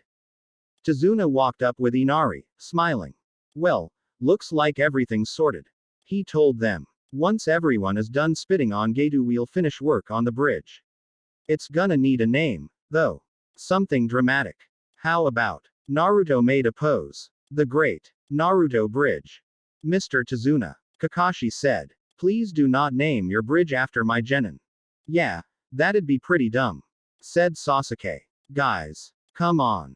I think it works. Hinata shyly added. Thank you. Hey, what's that thing Kakashi used at the end? Inari spoke up. Kakashi tilted his head. What? The water dragon jutsu. Yeah, that. You want to call it the water dragon bridge? Sasuke snorted. No, wait. Naruto held up a finger. Call it Bridge of the Water Dragon. Ooh, exclaimed Inari, giggling. I like that one. Well, I guess it's decided then. Tazuna replied, chuckling. Are you going to stay? These people probably want to thank you. We do need to get back. Kakashi looked at his team. But I'm sure we can stay tonight. Provided you're feeding us, of course. Well, I have to make up for your shoddy pay somehow. Tazuna responded, chuckling. And now I think we just might be able to give you a real feast. You four are welcome anytime you want to stay. Oh, by the way, since we're wrapping this whole thing up. Sasuke started. Then he grabbed Tazuna by the lapels, activating his Sharingan. You see this old man? Huh. You see the Sharingan? That's the Uchiha bloodline limit right there. Stop fucking doubting my heritage. Alright. Tazuna laughed it off. Calm down. I believed you from the start. You did. Yeah. I mean, why would you have lied? Then why? Sasuke begged. Tazuna shrugged. Well, I guess I was just fucking with you. Quote. I'm going to burn this bridge to the ground. Sasuke, no. 10 years ago. I told my wife it was nothing, sniffed the Fire Nation noble. That I'd be fine with the regular security, but no, she insisted I pay for real ninja. Still, I can't fault your performance against those bandits. I will ensure your fee is paid in full. Thank you very much, sir. I am glad we could be of use. Neji bowed. Not too low, but low enough to indicate respect. Itachi mimicked him. The noble stared down at them for a moment, trying to detect the hidden insult. Finding none, he shrugged and walked away. Quote. Are we not going to tell him about the hidden stone assassination attempt? Neji asked quietly, when he was far enough away. I see no reason to. Itachi said from beside him.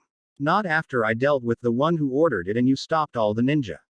Telling him would just increase tensions between Stone and Leaf when we're trying to make a deal with them. You don't think it would be useful to hold that over their heads in negotiations? Neji checked. Itachi tilted his head. Possibly. But bear in mind that we're after a lasting deal. Guilt from things like this fade quickly. We don't want them to break ties 5 or 10 years down the line. Neji nodded thoughtfully. True. My father never taught me much in the way of politics. It was mostly just how to look good for the main branch of the family. I understand your clan's silly internal matters. Itachi wrinkled his nose up slightly. Why do you think I sent you after the assassins and not the politician? I chose to pursue the assassins. Of course you did. My apologies. Neji shot Itachi a suspicious look. The latter just smiled innocently. The former knew damn well there hadn't been any genjutsu in play, and resolved to think on their earlier talks and check for manipulation. Then what did you do with the stone politician? It won't look good if his body shows up halfway through the talks. Oh, he's fine. Itachi waved dismissively. Over the next few weeks he will fall into a spiral of intense stress and, some may say, insanity, culminating in a very embarrassing show of social suicide. You're going to make him kill himself. Neji's eyebrows rose. Social suicide. Itachi corrected. He'll do something incredibly embarrassing that ruins his reputation. After which he'll have an epiphany about the meanings of true power and happiness and embark on a more honest life. I'm a pacifist, Neji. And you have such a wonderful way of showing it. The Hyuga drawled. How do you intend to manage this? The seeds have already been sown. Though, it may be best if we could take some other missions in this area later so I can check up on his progress. I did not expect I'd have to spend time cleaning after your messes. Neji sighed. And here I had hoped you would be precise. I am precise. In my destruction. Let's go. If we get back to Leaf fast enough we can watch the negotiations. Riveting. Oh fuck off. They are. Neji blinked. Did you just swear? Quote. No. Itachi, I didn't know you had such a foul mouth.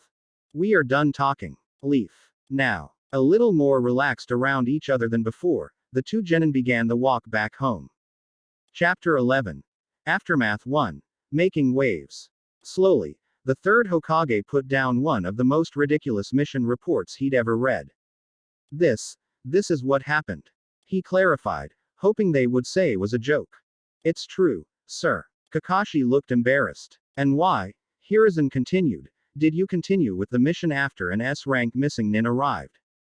A rank. Come on. Kakashi. The Hokage's voice was dangerous. The Jonin sighed, and began listing. We were closer to Wave than Leaf. Zabuza had expressed a desire to attack us for attacking us Sake. All three genin were invested in completing the mission, and I thought they could handle it. Hiruzen stared him down. I see. Do you believe you made the right choice? I do. Kakashi replied, evenly. Hiruzen let him sweat for another moment. Well then, who am I to argue with results? He smiled at the three genin. Congratulations on your first successful C-rank mission. Or, given what I have just read, A rank. I will ensure you are suitably compensated. A rank pay. Naruto's jaw dropped. Hell yeah. A few issues to clear up before I let you go. Hiruzen leaned back in his chair. Kakashi, what happened to Zabuza's sword? As I'm sure you know, it has historical value to Hidden Mist, and can likely be ransomed back for a significant amount. Kakashi coughed. Funny story, that. Turns out the Uchiha have invoked some old clan bylaw that gives a ninja the right to a disarmed opponent's weapon. Who knew? Really? The third rolled his eyes. How? Well, Sasuke was technically the one who disarmed Zabuza. Kakashi shrugged. He put it in a storage scroll, dropped it off with Itachi, and now the Uchiha clan is ignoring all related communiques. Mine. Sasuke explained. Indeed. The third acknowledged. It's not like we could have used that. Moving on. He turned to the sixth visible person in the room. Haku, was it? Yes, sir, said the boy, stood perfectly to attention slightly off from the room's other occupants. Your situation is certainly unusual, but I'm sure we will be able to accommodate it. Hiruzen told him. I warn you that you will be taken to T&I to ensure your honesty, but if you cooperate you will not be unduly harmed. Whatever is necessary, Hokage-sama. Haku was unfazed. If I may ask, what is to happen to me afterwards? Unless I am mistaken, that will be up to you. Hiruzen answered. Haku and looked across to Naruto, who gave him an encouraging smile. Hiruzen blinked and hid the warm glow he felt. And now, the final matter. He drew their attention back to himself. Has Naruto explained what happened to him on the bridge? Naruto cringed, as attention fell on him. They've been carefully avoiding bringing it up. Kakashi said, dryly. Naruto. Do you want them to know? The third asked, kindly. Naruto nodded. Very well. I think a direct showing from the Kyuubi is sufficient for the law. I should know. I passed it. Naruto breathed out, as his teammates looked at him. Right, then, guess I'll just. He cleared his throat. Guys, I'm the Nine-Tails Fox. Cool. Okay. Now I know how bad that sounds, but I promise I. Wait, what? Naruto. Sasuke gave him a flat look. You're about as likely to destroy the Leaf Village as Itachi is to betray the Uchiha clan. The third Hokage coughed on his pipe. I've seen it affect you once and it's helped. Don't let it ruin any missions and we'll be fine. You're my teammate, Naruto. Hinata added. I trust you. Naruto looked at them both in awe. Excellent. The Hokage beamed. None of you are allowed to tell anyone who doesn't know, on pain of death, except for Naruto himself. That goes for you too, Haku. Now, Unless there's anything else, I believe you all have some much needed rest to get to. The three children filed out, bickering amongst each other. An Anbu appeared next to Haku and tapped him on the shoulder. They both left as well. With a twitch of his finger, the Hokage dismissed the other guard from his office. He and Kakashi both sagged. Excellent work, making them think it was their idea to continue. Hiruzen began. Did you have to genjutsu them? Kakashi chuckled. Hell number. They thought they had to convince me. He looked up. I don't like doing this. Me neither. The third agreed. But it has to be done.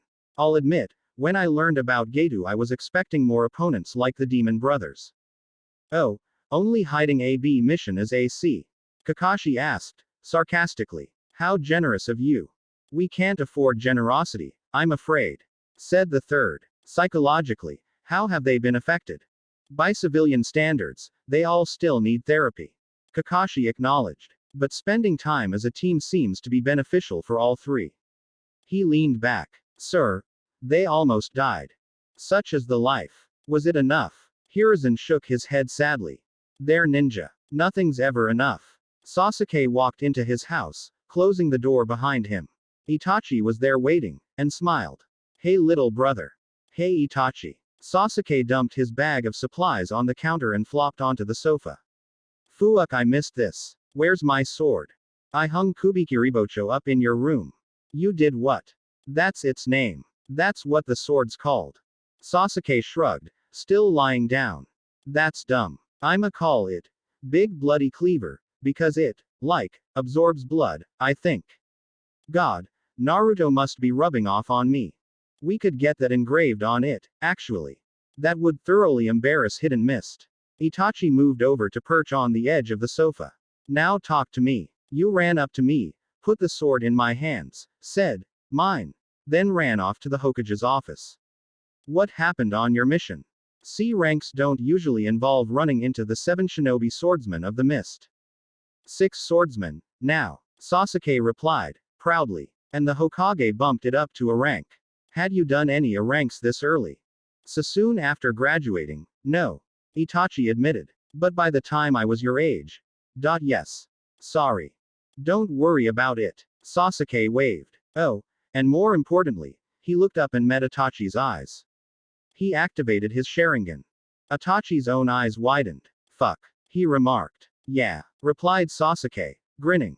Congratulations you. Itachi seemed genuinely impressed. How did you get that active? Naruto died. Sasuke remarked, and Itachi stiffened. Or at least, I thought he did. Took a Senbon to the face. I see. Itachi replied. He focused on Sasuke's red iris. You've got the single tomo of a newly awakened Sharingan. With practice, or more traumatic events, you'll get 2, then 3 of those. If any strange pattern seems to appear, you let me know. Sasuke frowned, as his brain remembered something. Like what appeared in yours. Itachi gave him a piercing look. What did you see? It was the evening after. Well, after Shisui. Sasuke admitted, suddenly feeling very vulnerable laying on the sofa. You were arguing with the Uchiha police and I saw your eye go all. Itachi frowned. He looked around, making sure they were alone in the room, then looked back to Sasuke. His eyes shifted into their Sharingan form, then shifted again, black pupil going red and tomo becoming curved black spikes. Even for someone used to red eyes, it was unsettling. What is that? Sasuke recoiled slightly from it. You've had nothing like this. Itachi confirmed. Sasuke nodded. His big brother sighed and his eyes went back to normal. It's possible you weren't close enough to Naruto, or only perceiving death doesn't count, or it can't develop when your Sharingan hasn't fully matured yet, he mused. What is it? Sasuke was genuinely worried. Itachi shook his head. More trouble than it's worth. If you do see it, you tell me. Before you bring it up to father or the rest of the clan. Understand? No. But, okay. Sasuke relented. I trust you. Itachi smiled. I don't deserve that, but thank you. By the way, how did Naruto survive a Senbon to the head? He borrowed power from the 9 tails. Sasuke said, offhand. Itachi blinked. Yeah, you guys can stop keeping that awkwardly secret now. I've just realized how many times you all deliberately didn't mention it at dinner. Full of surprises this evening, aren't you? Itachi rolled his eyes. Anyway, you should be going to bed. Tomorrow, how about I teach you more about how to use that eye of yours? Kakashi'll be training me all day. Sasuke warned. Itachi chuckled. Oh, I'm sure I can convince him to spare you for a few hours. He had a dark look on his face. You scare me sometimes, bro. As it should be, Sasuke. As it should be. A few minutes earlier, Hinata gave Sasuke a respectful nod as she and Naruto saw him off into his compound, hiding the brewing anger that he still had a clan to return to. Hide it, don't let Naruto see it. She still had the blonde convinced her home was near his, so she was able to walk alongside him as they crossed the village to his apartment. Night had fallen, and the streets were quiet, the air filled with Naruto's thoughtless chatter about anything and everything. It was nice, but Hinata knew she couldn't just let nice stand. She wasn't allowed to be happy. Things went wrong when she was happy. So, you're a Jinchuriki. She spoke up eventually, when there was a lull in Naruto's talking. That certainly explains a lot. Sure does. Naruto replied. It's nice to know there's a reason for everyone treating me like dirt. I mean, I just thought. He trailed off, face creasing in discomfort. You thought you deserved it. Hinata finished for him. I mean, Naruto. She interrupted him. She couldn't remember the last time she'd had the confidence to interrupt someone. When you were on the bridge, you substituted with Sasuke to get him out of the ice prison. Yeah. He scratched the back of his neck. That was pretty dumb of me. Can you believe I forgot I wasn't a shadow clone? No. Hinata responded. No, I don't. What do you? Naruto. She turned to face him, backing him towards a wall. No one who valued their own life would make that mistake. Especially not a ninja, especially not one as good with shadow clones as you. Naruto grinned weakly. Yeah, well, guess I'm just that dumb. Stop saying that, she shouted. Her hands were clenched at her sides. You keep saying that someday you're going to become Hokage, and I believe you. I do, but when it comes to right now, you don't value your own life at all, do you? Naruto's facade crumbled. Oh, come on, what's there to value? Naruto. I'm an orphan. He shouted back. And you know what that's like. But I don't have a clan to avenge, a special superpower. I don't even have a purpose, so I had to just pick one and roll with it. All my life everyone's told me I'm worse than scum. I have one thing going for me, and that's that I have a demon sealed inside me that might, at any moment, kill everyone I know. So yes, of course I'll give myself up for my friends. There was a crack. Naruto winced, and put a palm to the red handprint on his face. Hinata looked in shock at her own hand, which had gone a little red itself before glaring back up at her teammate. Don't you dare imply that you don't deserve to live. You are brave, and kind, and strong, and amazing. I'm not. He stared at the floor. You are. She moved closer. Look at me. Look at me. He met her eyes. Naruto, I've seen you around a lot. She admitted. Remember that one time you saved me from those bullies? Naruto shrugged. Ages ago. Yeah, I watched you, after that day. She told him. Not in a weird way. It totally had been, but I watched you going about your daily life. Everyone was always just so horrible to you, but you bore all of it with this big grin on your face. I remember admiring you so much. And then, she choked up a bit, but persevered. And then I lost my family too. And I finally understood what you were going through, at least some of it. And I admired you even more. Because I didn't understand. I didn't know how, despite everything, you could bring yourself to smile. She backed off a step. So if you're going to tell me that was all a lie, that's fine. It's fine. Does that mean every time you smiled around us it was fake too? No. He sounded indignant. Her heart fluttered a little. Then don't act like every time you've made a smile we were faking it as well. We don't want you to die for us. She poked a finger into his chest. Dying is easy, Naruto. Living is harder, and you've never backed down from a challenge before. He looked at her, and she nearly squealed. He was actually looking at her properly. I've made you smile, he asked. You've come close, she admitted. She attempted one then, but couldn't manage it. Don't stop trying now. The fire went out of her sails. She shifted her posture, crossing her arms in front of her and looking down as she wondered what in God's name she'd just been doing. Naruto clapped his hands together, and the grin was back. Well then, challenge accepted. I will make you smile. Now you sound like Guy. She pointed out. He struck a pose. Yosh. The fires of my youth will burn brightly enough to bring joy to all who see them. If I fail, I will run to Suna and back on my hands. Her lips just might have twitched. Come on, Naruto. Let's get back home. We have training again tomorrow morning, remember? Oh damn, you're right. What's Guy gonna do when he learns we fought Zabuza? Running laps blindfolded, probably. Hey, would that work on you? Not if I had my Byakugan active, no, but. In a much less one-sided conversation, the two continued on home. Chapter 12. Training Montage 2. The Sand Blows In. 20 days after the wave mission. Naruto was in a very awkward position.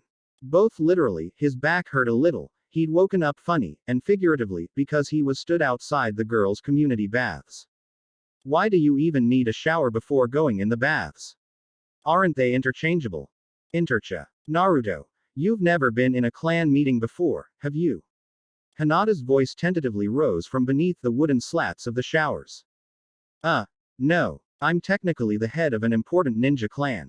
When I go to meetings there are standards I have to meet. One being cleanliness. Can't you just use genjutsu on the powerful ninja clans? Fair enough. Ever since their conversation after the wave mission, Hinata had grown more confident when it came to normal, non-ninja things.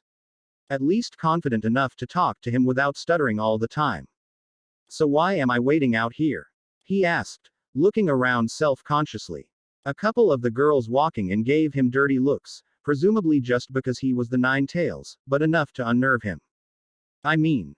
You volunteered to carry my bags. Hinata's voice replied. Of course, if you don't want to it's fine. No, I'm fine with it, it's just, why me? Naruto called back, reassuringly. I'm not exactly professional clan meet material. But you are the Nine Tails jailer. Hinata replied. I thought that it might lend me some credibility to have you carrying my things. Oh god, now I sound like I'm taking advantage of you. I didn't mean. What? No, I think it's a great idea. Naruto enthused. I can't get the Kyuubi cloak on demand yet, but I can probably get the red eyes working. Do you want me to wear a collar to sell the effect? He heard Hinata choke from inside the shower. No, that would be a bit much. The water turned off. I hung up my towel outside, could you pass it to me please?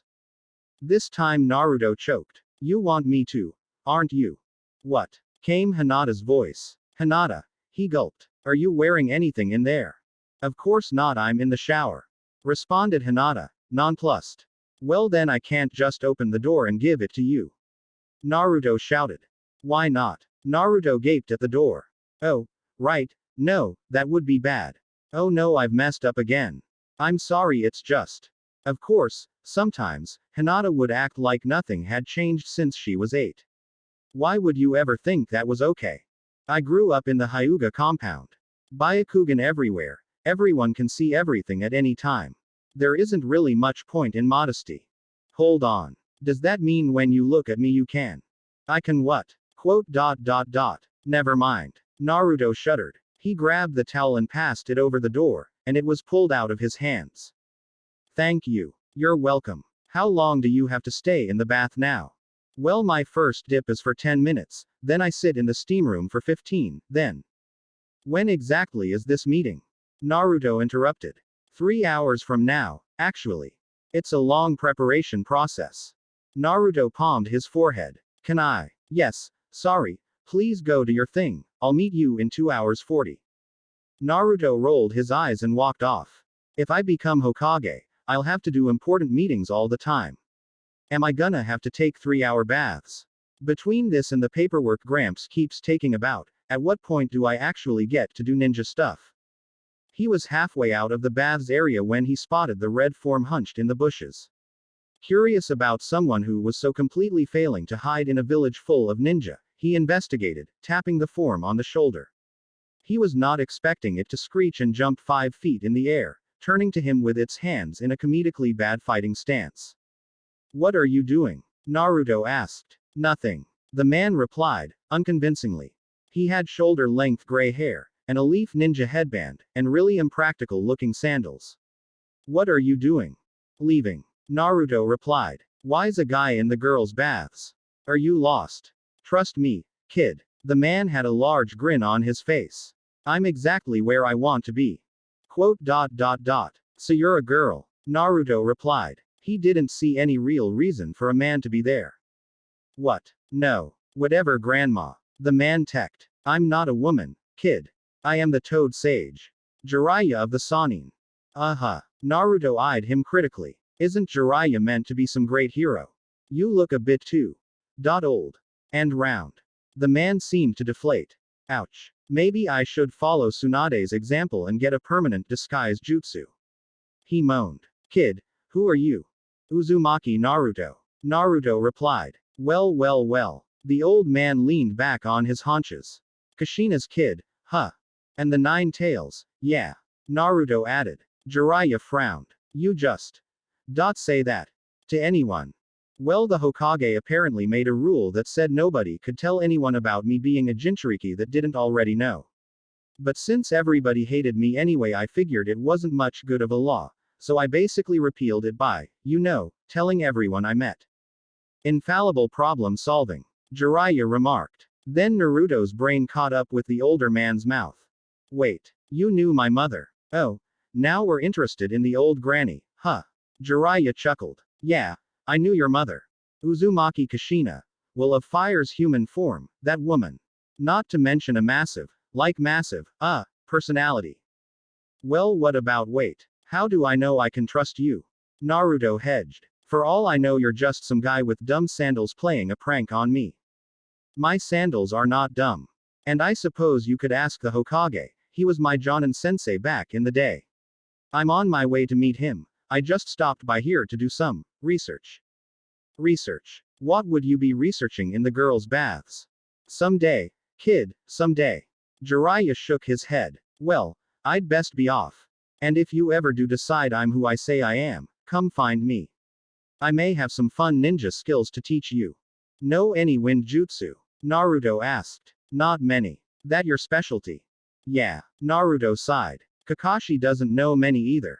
I have these massive chakra reserves, but I can't do anything with them. All I've really got is shadow clones.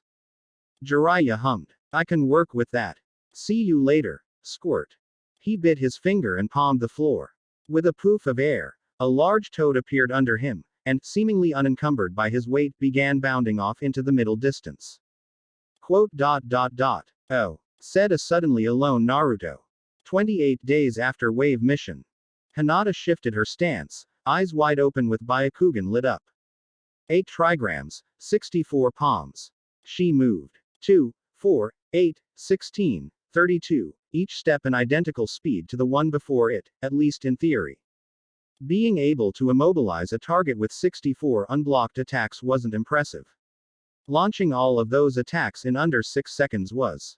She finished the 64th palm strike with a crack and staggered backwards, panting from her afternoon's exertions.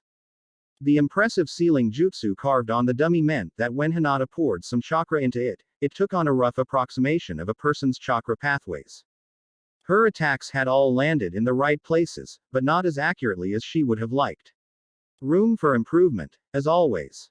Hinata put her hands together in front of her and called out, activate restraints, level 2.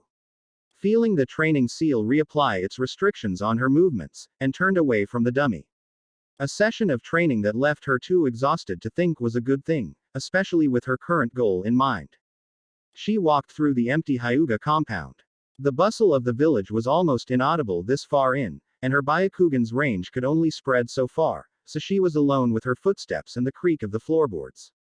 She left the dojo, passing through the gardens, and entered the main branch's home building.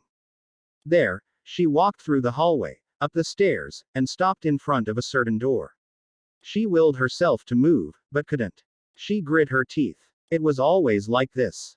It had been months since she'd first been able to walk past the door, a full year before she had first been back inside. Mustering the necessary will was hard. But she had a purpose. Taking in a breath, she put her hand on the doorknob, willed her fingers to stop shaking, and turned. The door to her parents' room opened.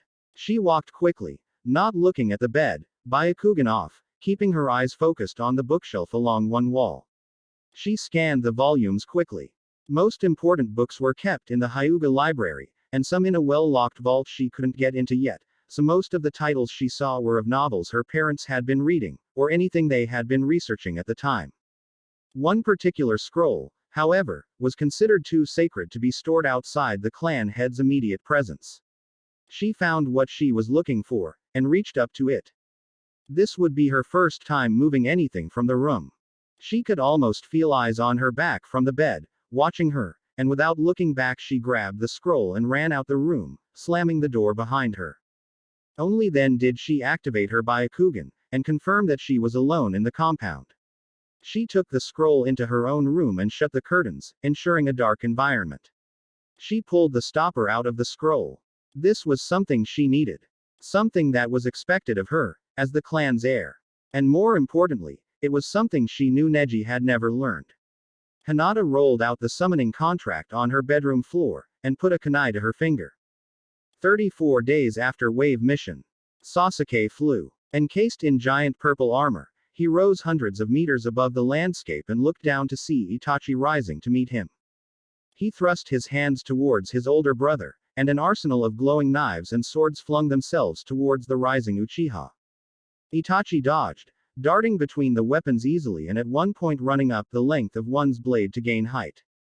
Great balls of flame surrounded him as he rose above Sasuke, then called, "Ultimate Nova Explosion," and sent a ball of flame at Sasuke big enough to outshine the sun. Sasuke moved his hands and drew water from a nearby lake, draining the basin to create a liquid barrier between him and the fireball. The jutsu clashed with a deafening boom. The attack didn't hit him, but his shield was vaporized anyway, so Sasuke moved to fling the boiling steam towards his older brother. Then Itachi appeared through the gas, a tornado of wind surrounding him that reminded Sasuke, briefly, of Hinata's rotation. Itachi blitzed past his sibling and put a palm on his armor, and with a wordless shout, a blast of power flung Sasuke back towards the earth. He slammed into the ground, creating a crater wider than a building, and immediately jumped to his feet. He made to jump out, but Itachi called out, "Terra prison." And the ground around Sasuke shifted. He glared upwards with a howl of outrage as the earth buried him alive. He then woke up on the glade of a clearing with a start. "Oh come on," he grumbled, climbing to his feet. Itachi was smiling at him from across the clearing. "Have fun. I don't get how deliberately hallucinating is going to help me put people unconscious." Sasuke replied, pouting. Genjutsu is all about subtlety, manipulating the chakra through an opponent's brain. Itachi explained. "The easiest place to start is with your own.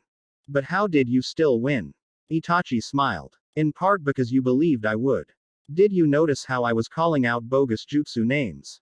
It granted my actions a bit more legitimacy. Your subconscious was more convinced it would work. Obviously, in a real genjutsu fight, you would be refusing to go along with the hallucination, and I would be trying to put you under something that you didn't notice or couldn't tell apart from reality. This was just to get you used to the feeling. Can't I just point my Sharingan at someone and make them punch themselves?" Suddenly Itachi was behind him, cuffing him on the back of the head. "Hey, never take the quick and easy route," the Jonin admonished. "Well, don't make things unnecessarily complicated on missions, but never avoid putting in effort when training. Sharingan eye contact is a shortcut. It makes it easier to connect with an opponent's mind and pour in more power more quickly. But it is not an instant win. I'm not letting you out there without a good grounding in the basics." "Got it," said Sasuke, suitably chastened. Then he winced. "Itachi, your shadow clone just killed mine again." "Good. Make another one." Sasuke sighed and acquiesced. "Shouldn't we be doing physical training with my real body?" "You work with Guy," Itachi responded. "I'm not going to enforce more on top of that. Besides, being able to kill your student with impunity makes a lot of training easier." "Always an excuse." Sasuke smiled fondly. "So, do we go again?" 37 days after wave mission. Leaf was cooler than sand. The breeze felt good on his skin. The sun was less oppressive and the winds weren't as strong. It was chilly, in a refreshing way. The people were louder, more annoying, but he supposed that wouldn't be a problem if he killed all of them. Case in point, the small child that had just bumped into him. He looked down at the boy, who gulped. Hi Mr. Gaara, hissed Temari from next to him. Don't worry, sister. Gaara replied, not breaking eye contact with the child. I can kill him without letting anyone know. And there are witnesses, cautioned Konkuro. Them too. Gaara replied, casually. The sand floating around him twitched at the promise of bloodshed. Then the child's hood was yanked and he was pulled behind the back of another, slightly older child. Look, I don't know what your problem with Konohamaru is, but you'd better be He paused, because Gaara's gaze had snapped up to his face and was staring at him intensely. Two pairs of blue eyes met. Shukaku stirred behind his left temple. Who? Are you? Gaara asked. Uzumaki Naruto. The blonde boy replied. Nine Tails. Who are? Whoa. Naruto looked down to his stomach. I'm Gaara. You're like me. Gaara tilted his head and looked at Naruto. He could feel the chakra of a tailed beast radiating from the boy. Wait, you're a Jinchuriki too. Despite clearly being uncomfortable, Naruto brightened. Awesome. We need to talk sometime. I have no idea what's normal or not for us. It'll be great to get to know you and share stories about, how our demons break out and kill people. That does happen a lot. Gaara agreed, slightly confused. He'd expected Naruto to immediately attack him. Though I am trying to control mine when in leaf orders. No, I get it. Naruto nodded. Why are you here? I haven't seen you three around before. Chunin exams, said Temari, uncertainly. Oh, cool. I didn't know those were happening, but I'm definitely going to compete. Please do. It will be good to get to kill you. Gaara informed him, thinking it was an important thing to make clear. Sounds good. Sounds good.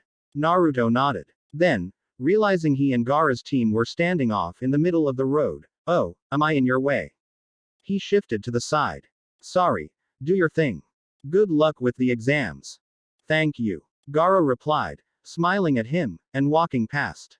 His teammates hesitantly followed. So, he's Konoha's Jinchuriki. Gaara mused. He seems like a nice person. Temari paused as she walked past Naruto. That's the best I've ever seen anyone handle Gaara. Like, ever. Are you really like him? You seem so sane. Naruto went. PFFT. Wait, really? Huh. Honestly, he seems like a pretty cool guy. I like him. His stomach rumbled and he gulped.